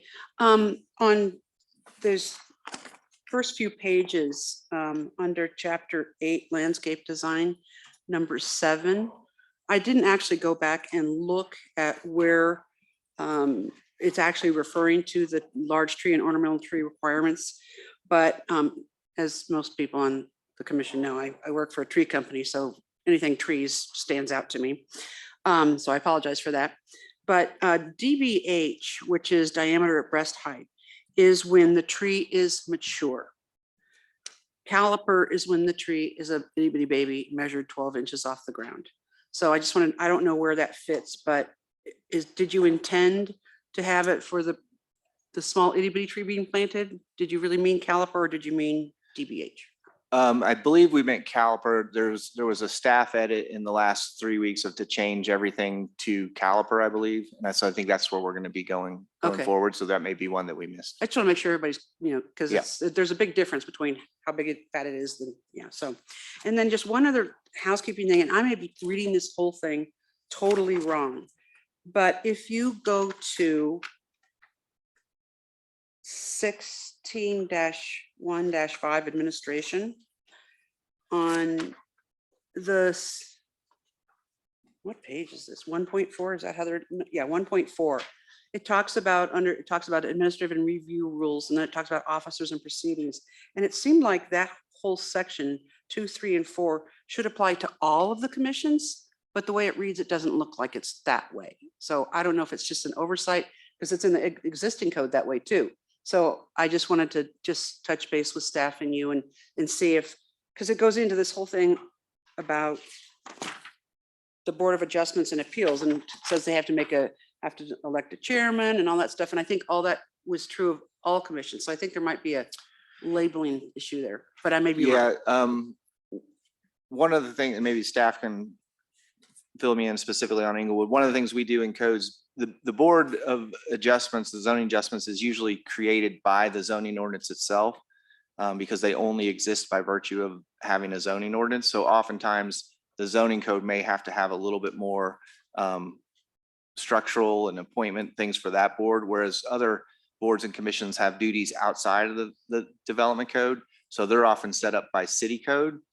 So that might be what's going on, but I can take a Yeah, specific just look. take a or- look at it. It just seemed like it was awkward, just stuck in there, and it didn't apply to the other boards because we all elect a chair and all those other things too. So just a total, hopefully non-controversial statement for a change tonight. Thank you, Michelle. Any other thoughts on that? I was gonna also include that these boards are included here because they're the ones that make decisions based off this code. So other groups are not making decisions to approve zoning cases or to approve variances or to look at historic preservation, which would be created through this group.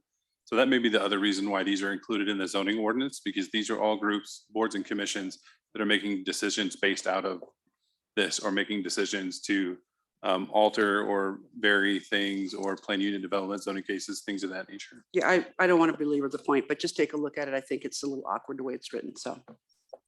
Thank you, Michelle. I had a question on accessory dwelling units, 16.4-4B. We note there that no additional parking space is required for an accessory dwelling. It doesn't say though that the existing parking can't be replaced or utilized by the ADU. Does that need to be specified, or is that kind of by interpretation that they can't get rid of the existing parking that they provided? Yeah, it is not a ability to eliminate a parking requirement or a parking space that is required for the primary unit. So that would, by being silent to it, my interpretation would be that the unit still needs to meet all the parking requirements. The additional unit just doesn't need an additional space. Okay, thank you. Short-term rentals, so 16.4E. As Camila noted, that we have to obtain a business license first, but there is nothing on ownership here currently. Can you clarify again whether that's in the current code or what's in the current code right now? It's not in the current code. All the short-term rental and what's in the current code, and Vicky, correct me if I'm wrong, is just references back to Title V.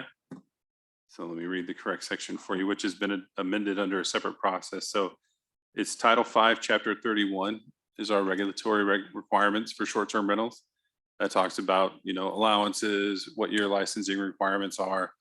So all we do is reference in the UDC back to that chapter. So to maybe even clarify the point more, we're not going to be changing Title V at all with this UDC, so that wouldn't come up. The ownership component should not come up at all, whether it is or is not required. No, and that was recently changed by City Council, the Thank you. Title V requirements. I did want to go back to the question that was provided. I believe, can you just nod? You asked if you would have to sell your home based on these certain or updated requirements. Is that correct? Yeah, so Okay. the city force us to sell our To make sure I was understanding that correctly. Can we just answer that question, whether the city would require that? The Unified Development Code will not provide any requirements for people to sell their homes based on the changes that are being made. Thank you.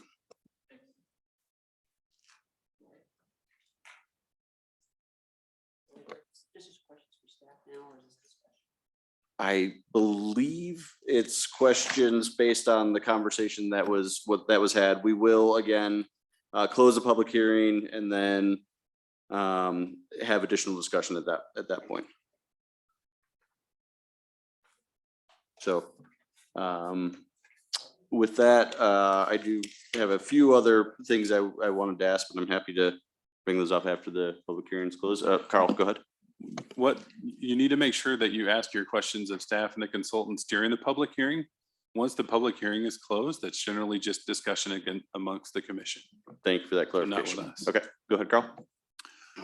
I was under the impression that council voted or suggested to eliminate the fourplexes on the corner, but that's in there. So is that's actually coming back after council said not to do it? No, that was in, the discussion was in the R1 zoning districts A, B, and C. There was consideration by the council of allowing 1 to 4 units if, as part of the affordability incentive, if they were contractually obligated to provide at least one of them as an affordable unit. They were considering whether to allow that in the R1 districts, and that has been taken out. That's not allowed in the R1 districts under the proposed draft. The part you're probably referring to is in the R2 districts, which already allow multiple unit buildings. We do have a provision in R2A to allow 3 and 4 unit buildings on corner lots there, because our rationale was that was in the draft originally, and it's in a district that is already zoned for multi-unit buildings. So it seemed to make logical sense to filter those in at those locations in those districts. So R2 goes up to a fourplex? R2A is for duplexes right now, and R2B doesn't have a unit limit in it currently. What the shift would do would say R2A is predominantly duplexes, but fourplexes could be allowed on corners. And then R2B has limits on the number of buildings in it to cap the building and lot size, which it currently doesn't have now. It's just if you have 3 units per acre, you can have as many, your project just gets bigger and bigger. So that's the difference in R2B. Thank you, Carl. I noted on a lot of the residential setbacks, there's ranges. What's the thought process? So table 6.1, for instance, the front is a range of 5 to 15. Why wouldn't it just be 1 as the setback? That's reflecting a build to range in those districts. So those are the mixed use districts where you're trying to encourage street front buildings. They're currently at 0 to 10 in most cases, although it's not consistent throughout the districts. So based on our frontage design standards, we wanted to make them consistent across all the districts, so that 5 to 15 range is there.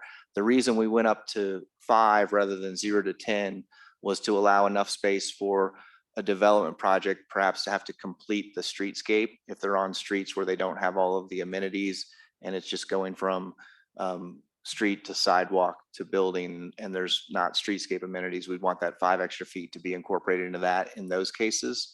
And then from there, the setbacks that gets to those, when I had the slide up of the non-residential frontages where some of the buildings are set back with parking, those are the ones that would be through the administrative adjustment process or through your approval.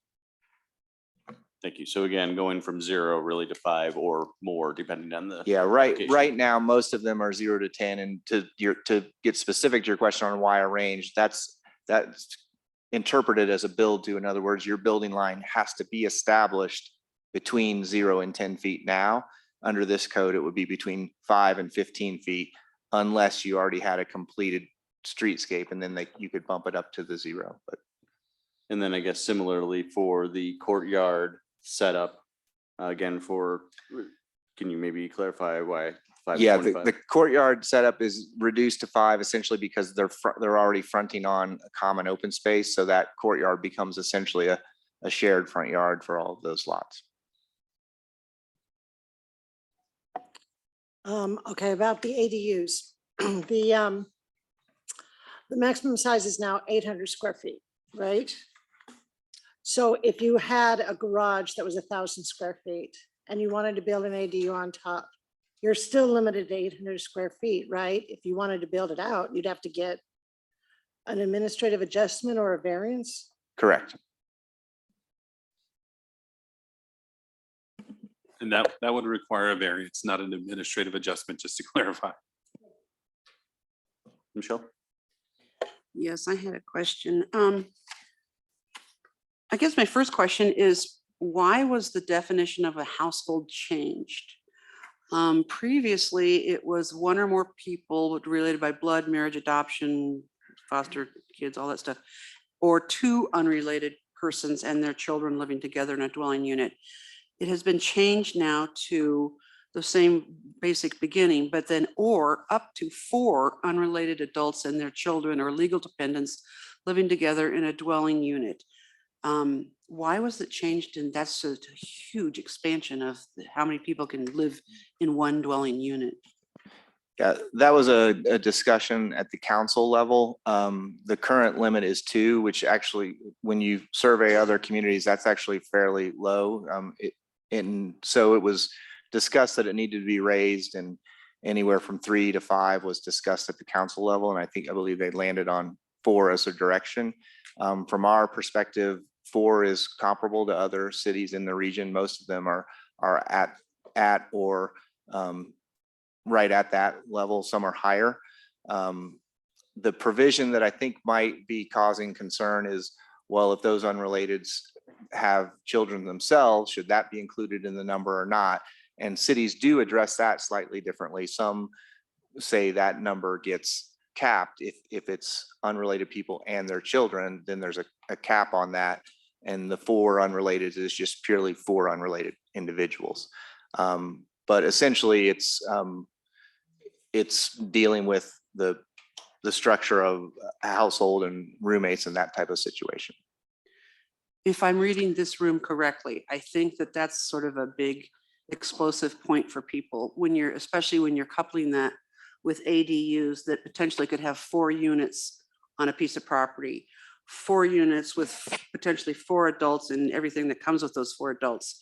That's 16 people just in the adult range. I think this is ready for discussion, but that's only for ADUs for multi-tenant areas, by the way. You would already have. I'm asking a question why it was changed from 2 to 4 Yeah. That's fair. of that. So. And 2 is unusually low in amongst heard other that. Yeah. cities. And so there was a discussion in between 3 and 5 and they landed on 4. Okay, thank you. Can I ask one more question, please? Please.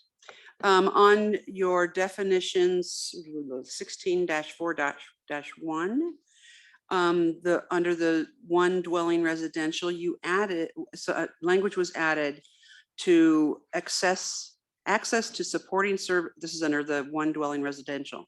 Access to supporting services and uses is accommodated by integrating civic uses. I'm sorry, this is a small print. I'm having trouble getting glasses to work. Such as schools, churches, parks, and other public facilities, and transitions to other complementary commercial and mixed use districts. That's the first time I think I have seen anything refer to adding complementary commercial and mixed use properties to R1A, B, and C. Can you explain that change to me? Yeah, that's, can you confirm, are you reading from 16.3 to? 16-4-1A, zone districts and intent. Looks Yes, like okay. this. So those are intent statements of the zoning districts. They're not regulatory. And so that's tying those zoning districts back to the plan. It's not saying that those uses are allowed in that zoning district. It's saying that those zoning districts should be placed near other complementary zoning districts to have, to create that access. So it's really talking about the transitions between different zoning districts. It's Okay. not saying that those uses are allowed in that zoning district. Okay, all right. And it's an thank you. intent statement to tie it to the comprehensive plan. Okay, great, thank you. Thank you for those questions. Others? Aaron? Yeah, just quickly back to unrelated persons. You said this code does not have a total limit. What are some examples, if you know, of other cities in the region that have limits? Yeah, the ones we looked at, first of all, the total limit is often a building code issue because it has habitability standards that I don't immediately know off the top of my head. But from looking at the others that have included those in zoning, some of the cities have anywhere from 1 person for 500 square feet or 1 person for habitable room. And those begin to read like building code, kind of public safety things rather than zoning and use things. But that would be a comparable benchmark from what we looked at. One of the items that you mentioned was that the route policy assessment wasn't yet completed. Was that accurate? No, it was completed. I believe there's ongoing work that's being directed through a task force to develop some policies around some of their findings. But so will that change 16.5.5, the attainability tiers and bonuses? It can in 2 ways. One, it would change it in terms of what type of information do we need to administer this? Because these are essentially our contractual obligations to provide that housing in order to get that development bonus. So it could change it in terms of what the administrative processes that are necessary to be eligible for it would be. And I suppose through those discussions, it could also change the thresholds that we put in there based on the outcomes of that as well. And is there the feeling for the timeline of that?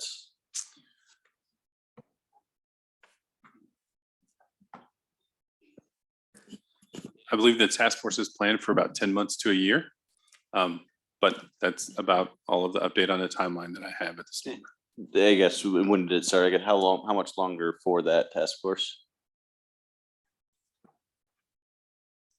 I believe they should get their work started around September. So they have not, the task force hasn't started yet. So we still, okay. Thank you for that clarification. Carl?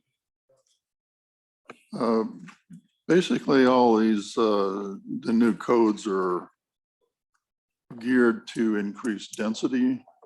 And I don't see anything to increase the parks spaces to go along with the density increases.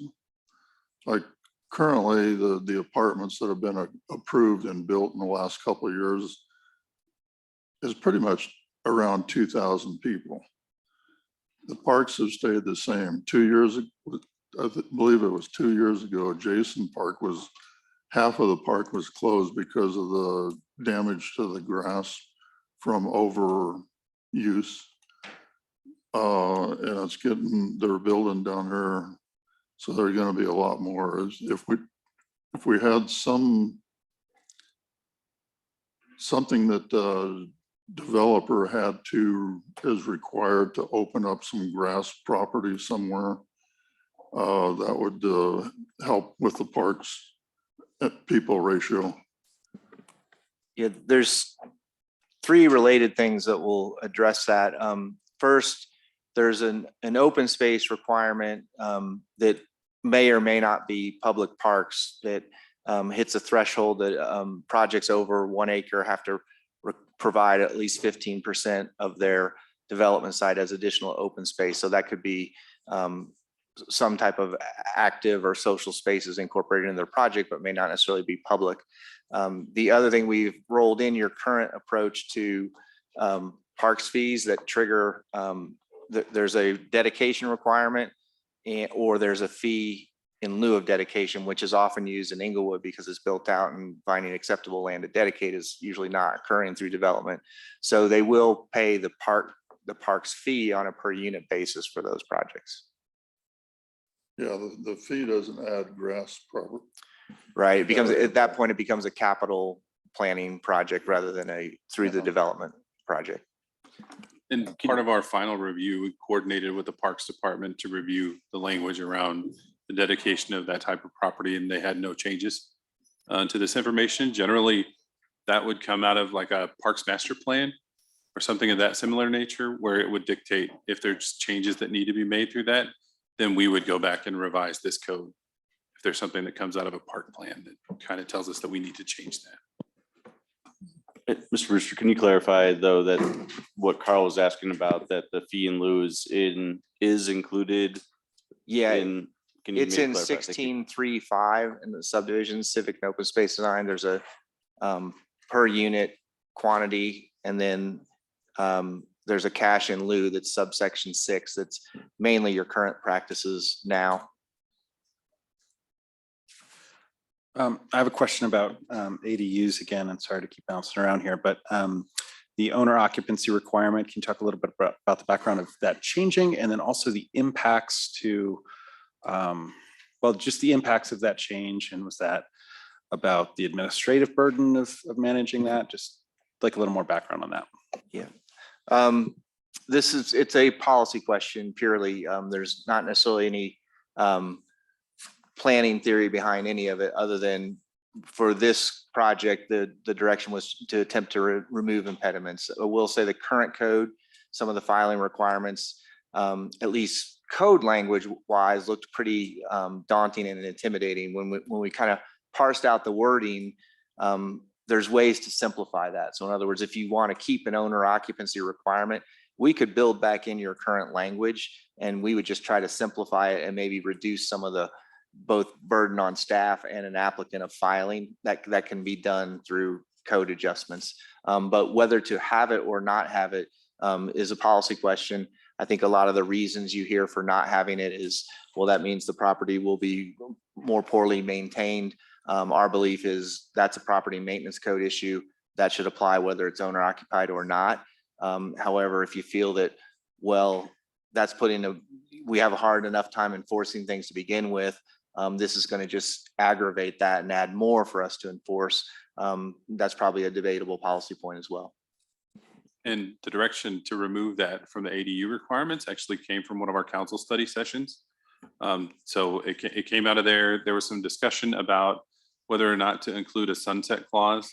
So meaning if you construct an ADU, the primary unit has to be owner occupied for, I think it was like 10 or 15 years, but eventually that discussion stopped too. And we were directed to push forward with no owner occupancy requirements for the primary unit if they construct an ADU. Go ahead, Gina. Is there a possibility to hit pause on that particular decision point until the task force set up by the city council has time to dig into affordability, which I think comes into play in the conversation on occupancy and how many people are allowed on a property, et cetera? A pause on which part? Well, I guess I jumped around a little bit.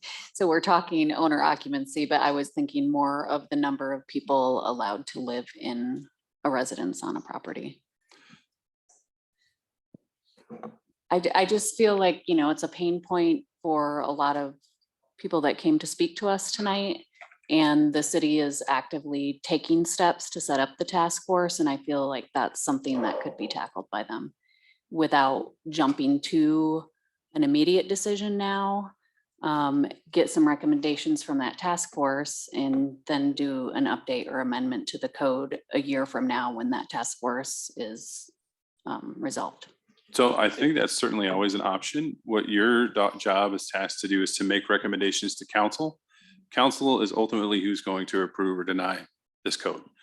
So what you would do is make a recommendation if there's some kind of amendment you would like to see in here, not necessarily capturing the time frame, but capturing any change in requirement, whether it's requiring owner occupancy or trying to capture all the items that you mentioned, the owner occupancy being the biggest one.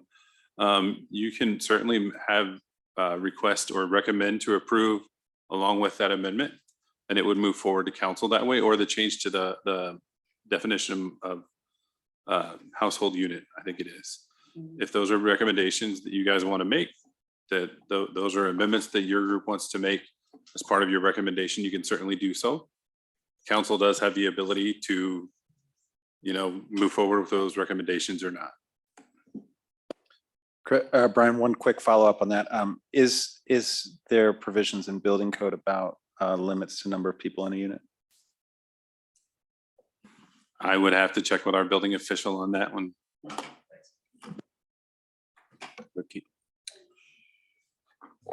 have a couple more questions. For the historic district designation and the comment we heard about changing the percentage of the percent of neighborhood agreement to 65%. Can you provide a little bit more information on how you landed on the 75% or the change from 51 to 75%? That again was another council direction. Originally, the Historic Preservation Commission had, so they reviewed and drafted their own section of this code, chapter 12.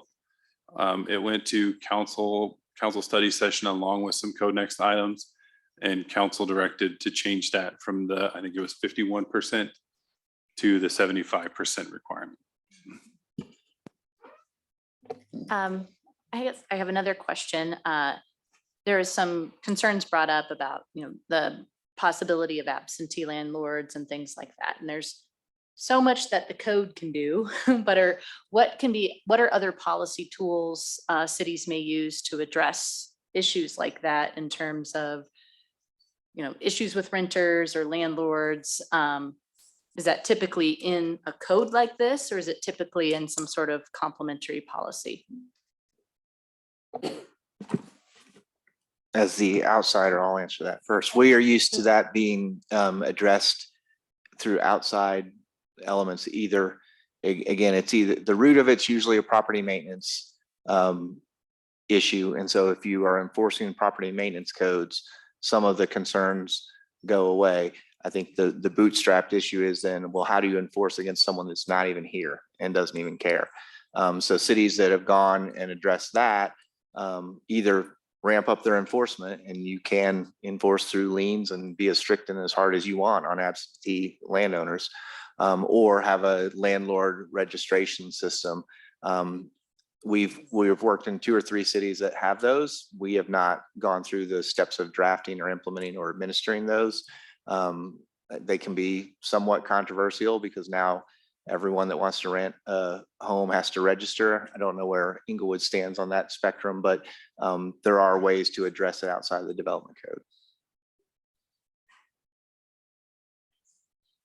I have one more because I couldn't find our charter in front of me. Do you know, do we still, for the P and Z Commission, I think years ago when I started, there was a, I don't know if requirement is the right word, but typically a person would live within the city for a year before being a member of the board or being appointed. Is that still something that is within the purview?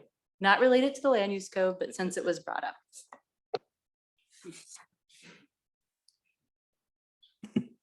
Yeah, those requirements for membership and planning and zoning commission have not changed. I also believe it's part of your bylaws that were recently amended, but to maintain a residency requirement.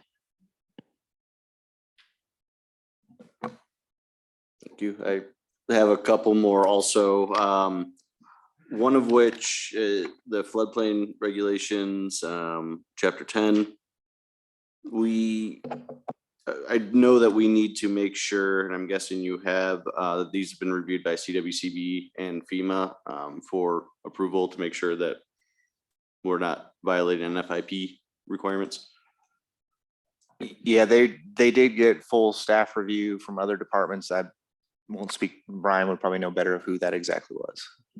Yeah, we submitted them through the Public Works Department for their review and their amendments. So that's the direction that we got on the amendments to the floodplain. Okay, I was told, so CWCB is Colorado Water Conservation Board, and FEMA is the federal, yeah. So they have to review any changes to NFIP or floodplain regulation. So just making sure, I have a couple names I can send if you want to make sure that those are in compliance. And the reason I ask that is we have a couple of areas, well, applicability in 1610.2 section A say that basically the latest firm updates are applicable, but then we also go into a couple specific ones, and I think that can be intentional sometimes, but I think I want to make sure that that is intended, that we want to keep those older studies for specific areas and not just utilize the latest that is developed.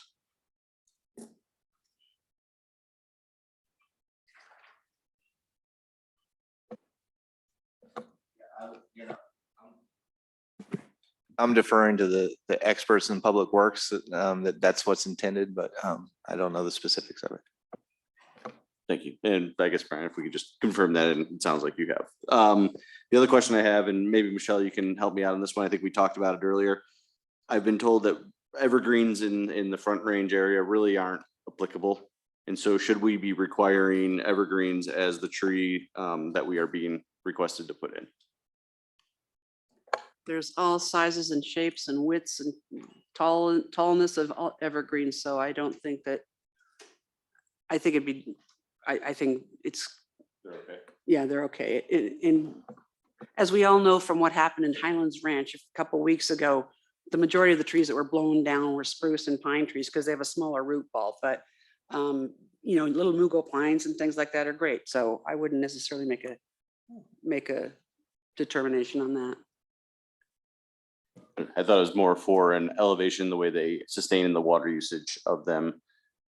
Might have been an older kind of thought process to put in evergreens versus maybe what might be a more appropriate tree for our climate. You don't want like Russian olives and things like that. Those are bad trees. So, but I'm sure that Englewood has a list of approved trees, and they probably will follow that same list of approved trees for anything that, for any development or also anything that Englewood does too. I'm not sure. Do we, Brian? have a list of approved trees? I'm sure we do. We have a landscape manual that has a list of trees, and evergreens are included on there. There are a lot of drought tolerant evergreen trees. Yeah, Um, Fitzers and things like that grow. Yeah, as easily. well as, you know, down in Douglas County, you don't have to go too much higher, and you've got native ponderosa. Right. Thank you. Any others? All right, I've got one final one, I think. Figure 6.1. On page 6-2, 16-6, non-residential development design. Is the hospital area. I don't see these zones defined, and maybe I just missed it. Can you clarify maybe what the intent of this image is for? Yeah, this graphic is referring to, in the table, there's thank you, a reference to the building heights in the M districts that go by this zone rather than a district-wide approach. So that's a current graphic that we're putting in. I think the connection is up in footnote 4, where it talks about the heights in each of those zones. So those zones are purely to establish building heights, and that's a current code provision that we're carrying forward. Does that conflict at all with the MU standards, the M1, M2 standards, or is this supersede anything? It that would be- supersedes them. It's essentially replaces any height limits or height standards with those in that heights. area? Yeah. Okay. So with that, any other questions, Carl? Yeah, back to the owner occupancy. I think it should be the owner that lives in the main unit, and council had worked on the ADUs for 5 years, and this is what they came up with. And I don't know if it's the correct thing or that should be changed, but owner occupancy is there's a few issues that we have right now with the owner not occupying. I don't know if it's not an ADU, it's probably a ST, probably a rental house or something. But anyway, they live in Washington, and it's supposed to be an owner occupancy. And there's been years and years of problems with that house. I just think we need to stick with the if you have a non-owner and you have 3 ADUs, that's basically a development. You're going to have somebody coming in there and running it as a development. Thank you, Carl. I think we can, unless there's questions, then we can probably close the public hearing part and have these discussions, which I think are very important. So unless there's any other question part. What I would stress to you is that there's any information that you want to request from staff. Like Aaron asked about requirements in the building code, they need to come now. Once you close the public hearing, we won't be able to provide responses. So if there's things that you need to make your decision or to make your recommendations, and you need us, to work on them over the course of the next 2 weeks, or if you think that we can get to them tonight, which I don't know that we can get to every one of those questions tonight, that's on you all to decide. But if there are items such that Aaron mentioned with the building code, those are the things that you need to direct us to get now, so we have time to get them. And then you can, if you choose to, you can make your decision at the meeting on the 25th. I'm not trying to tell you what to do. I'm just letting you know that if you need items from us, this is the time to request. Once you close the public hearing, we will not be able to provide items to you. And I appreciate that, Brian. I think there's been a few items that have been asked for. I think there's a lot of things that we need to continue with. Do we need to clarify those? Do you have a list of those, or? I would like y'all to clarify them one more time to make sure that we've got them all. Okay, then I can clarify mine. thank right you, now. Aaron. And maybe we just go down the line, make sure that if anybody has questions that we want to get these answers to. Thank you. Yeah, other provisions and other code about limit of number of people per dwelling unit. I'd like to know if it's feasible or how burdensome it would be to administer the owner occupied requirement for ADUs. Yeah, and I think that's all I have.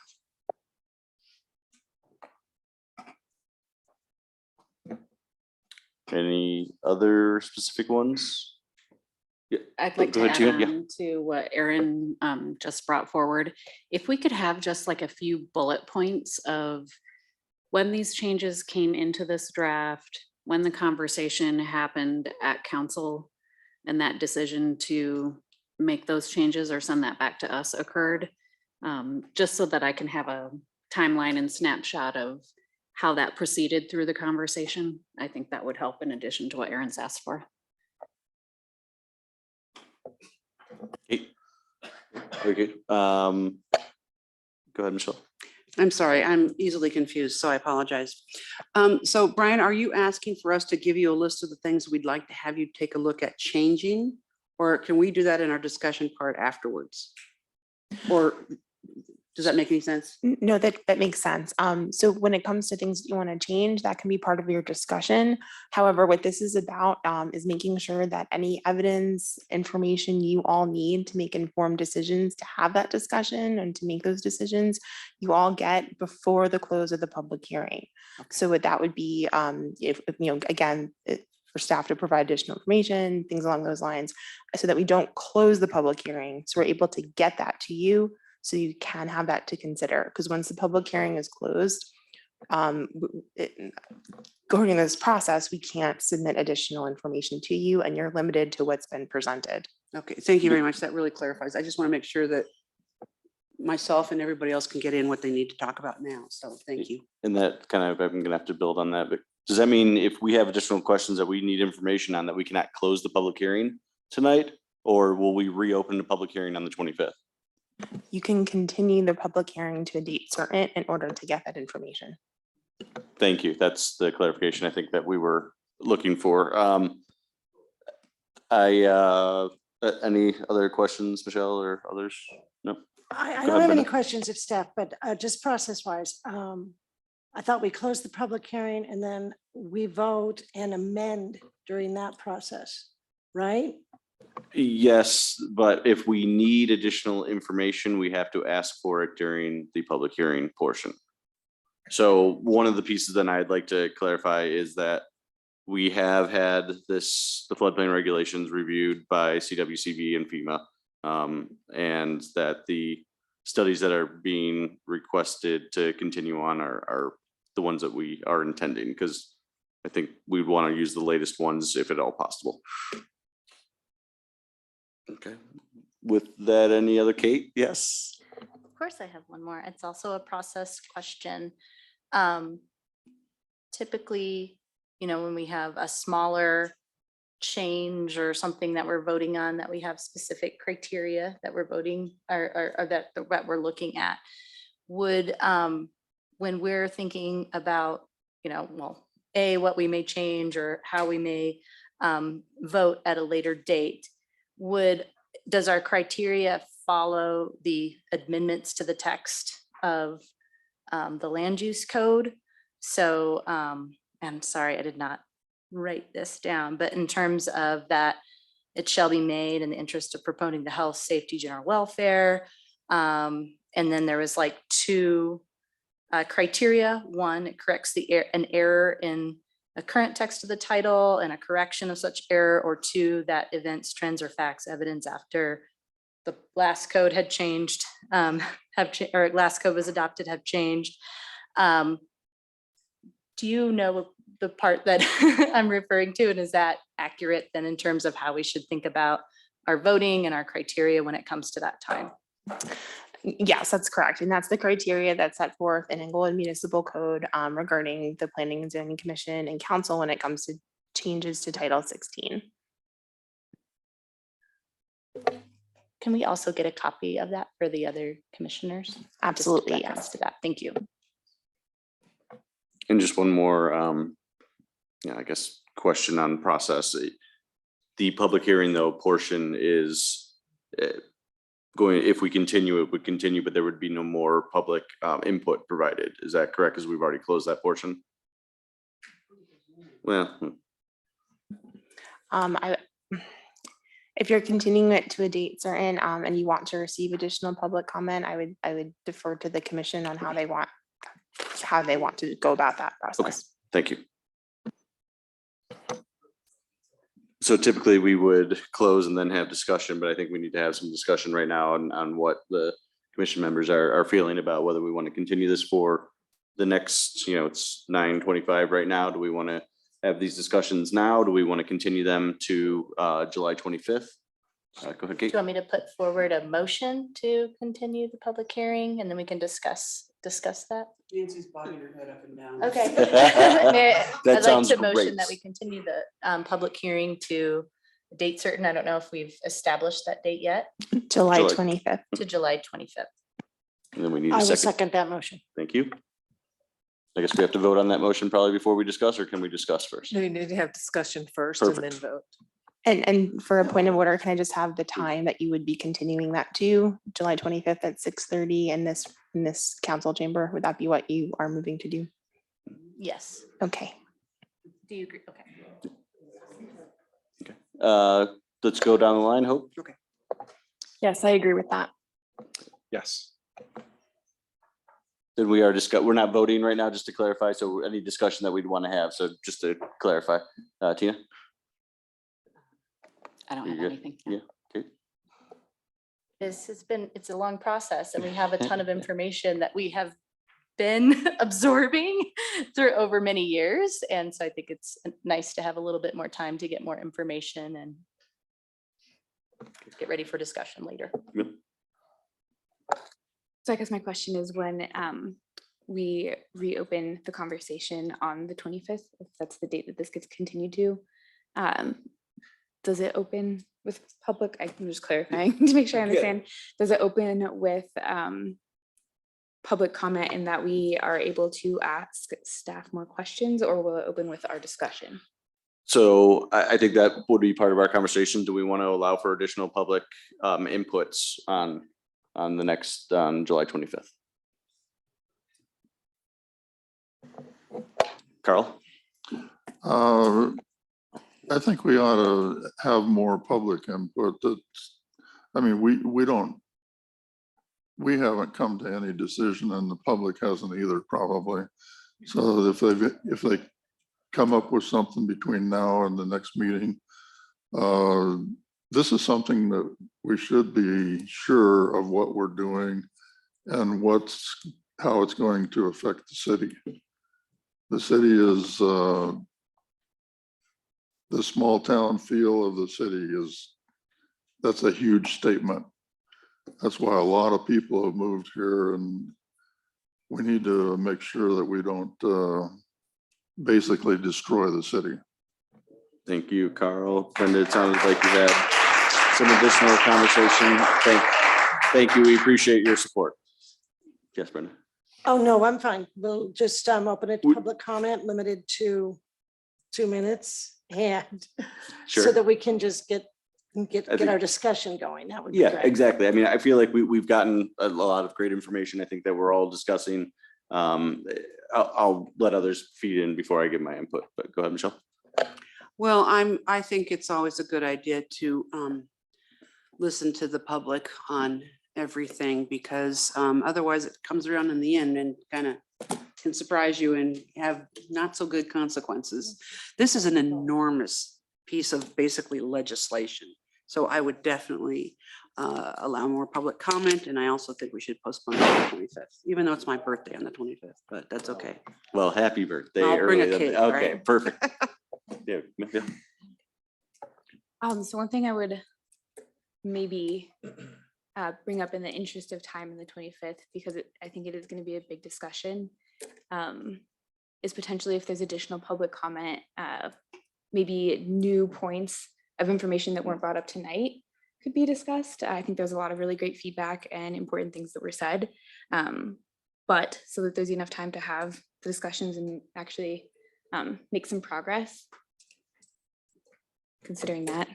Yeah, appreciate that. Kate? I'm strongly in favor. Oh, sorry. Sorry, I got Kate first. Go Thank you. ahead. Yeah, you're good. Go ahead, Kate. Go. I agree. I agree with what you were just saying. The public comment we received tonight is part of the public record and part of our, everything we're going to use to make decision making. So I think it would be beneficial use of everyone's time, yes, to have really focus on any new points for us to consider. Go ahead, Tina. I'm definitely in favor of hearing more public comment. I don't think that we should attempt to dictate or track during the meeting what has and has not been previously discussed, potentially a time cap on the time frame that we would allow for public comment.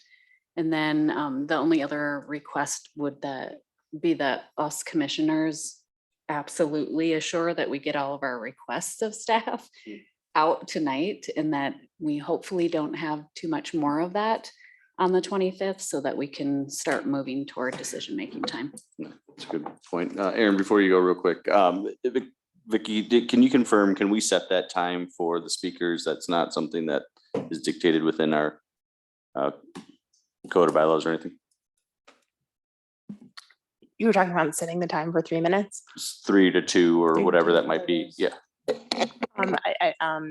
I don't believe it's in your bylaws, and there's nothing else in municipal code regarding the time limit. So that is the prerogative of the commission. Great, thank you. And I just admonish all the commissioners to do their due diligence between now and then, to research, to read, to talk to neighbors, because ultimately we want to be efficient with time. The public input is important. It's great. But we also have a job to do and make a decision and a recommendation. Thank you. Hope. Yeah, in agreement to what many commissioners have said, I think I agree, Tina, with you, and just that I value the public comment and want to welcome that. I know that we are not necessarily running out of time, but want to be really wise about the decision that we make, as this has been a really big topic of interest. And so I think it doesn't seem like maybe we can put a time cap on the amount of time allocated for public comment. But I think even agreeing that we can just be mindful as commissioners to what we're researching, like you were saying, and come prepared so that our time can be efficient and productive while we're here. Okay. Yeah, I guess I might have a question. Earlier, when you had opened public comment, you had mentioned that you cannot speak twice within the hearing. So would that mean that the people that spoke this evening would then not be able to speak at the next opportunity? Asking the question. We want to make sure we're in line and make sure we're understanding. Yeah. Again, I would leave that to the commission and their prerogative on how they want to set public comment. Okay. Okay. Personally, thank you. I feel like we've heard some great information. I would lean towards those who have spoken, have done that, but I think I'm opening that to the rest of the commission here. It feels like the rest of the commission, if I'm not mistaken, wants to allow for the additional speaking of individuals who might have spoken. I would like to at least request that we limit that to 2 minutes as opposed to 3 minutes this next time, so we can get more concise information. How does that sound? Yeah. If we're going to do that, then I think we should stop and start reading all the emails that have been submitted too. You see, when you do We should that. be doing that already. Yeah, we've heard the people speak, and we've seen them comments online. And I don't know if we want to relitigate it over and over again every night. We have to get to a discussion about this. And if there's more information we need from the public, I just don't think there is, because we've had, like I said, we've got how many pages of emails? How many pages of public comment? And tonight? So if there's more people, different people who want to come and speak next week or the 2 weeks from now, that would be great. Because I would like to hear from people that we have not heard from, but just to hear the same argument again, I don't think is very productive. Go ahead, Aaron. I just have something that ties into that, is that, we are representatives. We are members of this community. And I alluded to this a minute ago, but I think it's worth emphasizing.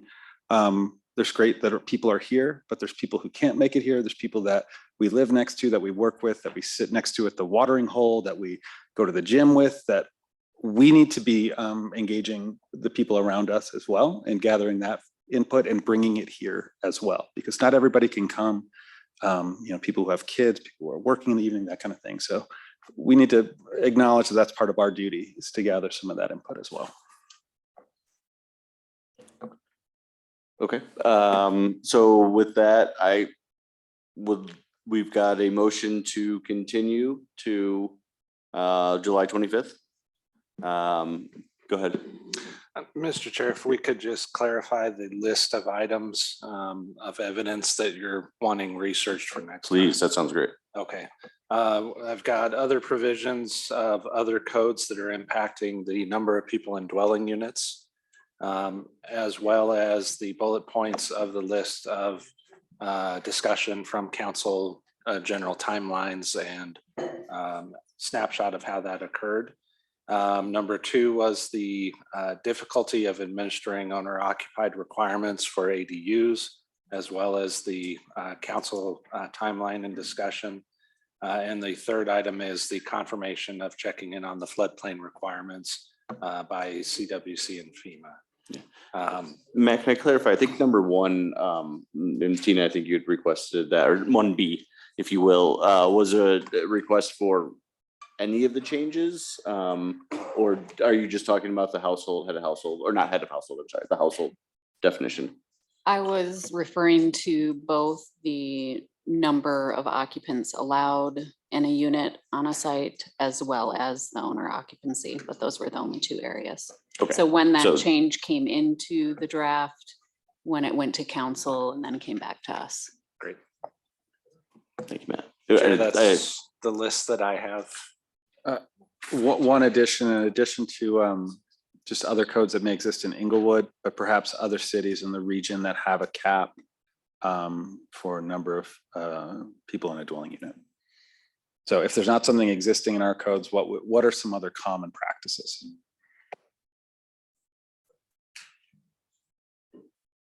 I think the other thing that was mentioned was getting a copy of the criteria for text changes. That's in the current code. Yes. And I think along those lines, we're not going to have the study done from Root, from the study on affordability by the time we're done with this. So understanding what the process will be to change or make an amendment to this title once it's approved, if and when that happens based on the Root policy study. The root policy study has been complete since November. It was actually presented to your group a few months ago. But the housing task force, their task work is what's not complete. But the root policy study has been done for quite a while. I apologize. I keep saying that it's not done. The task force not being complete yet. Thank you. May I ask who's on that task force and when was it? I mean, I know that city council wanted to form it, but has it been formed and who's on it? I don't believe that it's been named yet. Okay. Membership is advertised on the county website. Okay. So thank you, Matt, for clarifying those questions. Are there any others that people wanted additional information on? Okay. With that, if there are items that come up based on information that's provided or questions that we have found, those need to be emailed to Nancy to be shared with staff and with our consultants, with our team. So just make sure that happens, and then that'll be provided within the responses. I assume will be provided within the agenda that comes out next for the July 25th. Please read all the emails that have been included with those. Those are going back quite a way, so there's some good information. Just note that some of the comments in those are based on previous drafts. So as you're reading those, take into account that some of those things have changed, and maybe make sure that those items that have changed are being accounted for. With that, I think we should also propose to limit to 2 minutes for anybody that comes up to speak. I would like to try to make it as efficient as possible, allow those people that want to speak to be able to speak, but at least try to get through this process. So we're not taking an hour at that point to do something that we've heard. So if any other requests against that or changes to that, good. Okay, so with that, I think that's closes the discussion, and we can now vote for continuing the case 2020-09. Yes, so the motion is to continue the public hearing to July 25th at 6:30 in council chambers. Okay, so Kate Townley, Yes. Michelle Austin, Yes. Carl Adams, Yes. Brenda Hupka, Yes. Aaron Martinez, Yes. Hope Swearinger, Yes. Tina Prang, Yes. Camille Keys, Yes. and Chair Haggerty. Yes. Motion Yes, thank you. passes. Thank you. Okay, now we can continue on. So we're not closing, so we'll go into, I believe, staff's choice at this point. Anything that you all would like to discuss? I have nothing at this time. Any others? Yeah, Nothing from me. thanks, Brooke. Nothing for me. Thanks, John. Okay, thank you. Commissioner's choice, any comments? Let's go down. Say, oh, thank you, attorney's choice. Victoria, Thank you, but nothing at this time. I appreciate it. now commissioner's choice. I'll go down the line. Hope, Nothing from me. Aaron, No, thanks. Tina. Just a general thanks to the public that came out to speak to us tonight and to my fellow commissioners and city staff that helped me get through my first public hearing. Kate, Nothing additional from me. thank you. Camille, Nothing from me. Thanks. Michelle. I just, again, would like to, I'm echoing what you're saying down there, Kena, that thank you, staff, and thank you, public, for coming. And I don't know if that's going to be another plane trip for you or not, Chris, but you know, you'll have to deal with it, I guess, who knows? But thank you all so much for your input. It's really important. This is a big piece of legislation. So thank you. Thank you, Michelle. Brenda, I'm good. And yes, thank you all. Carl. Well, welcome to our new commissioner. Yes. This might have been Camille's first one and Tina's first public meet. I think you all, everyone did great. Thank you to staff. Thank you again also to the public. Thank you to our consultants and thank you to the commissioners here. You know, appreciate everyone's effort and see you in a couple weeks. With that, done.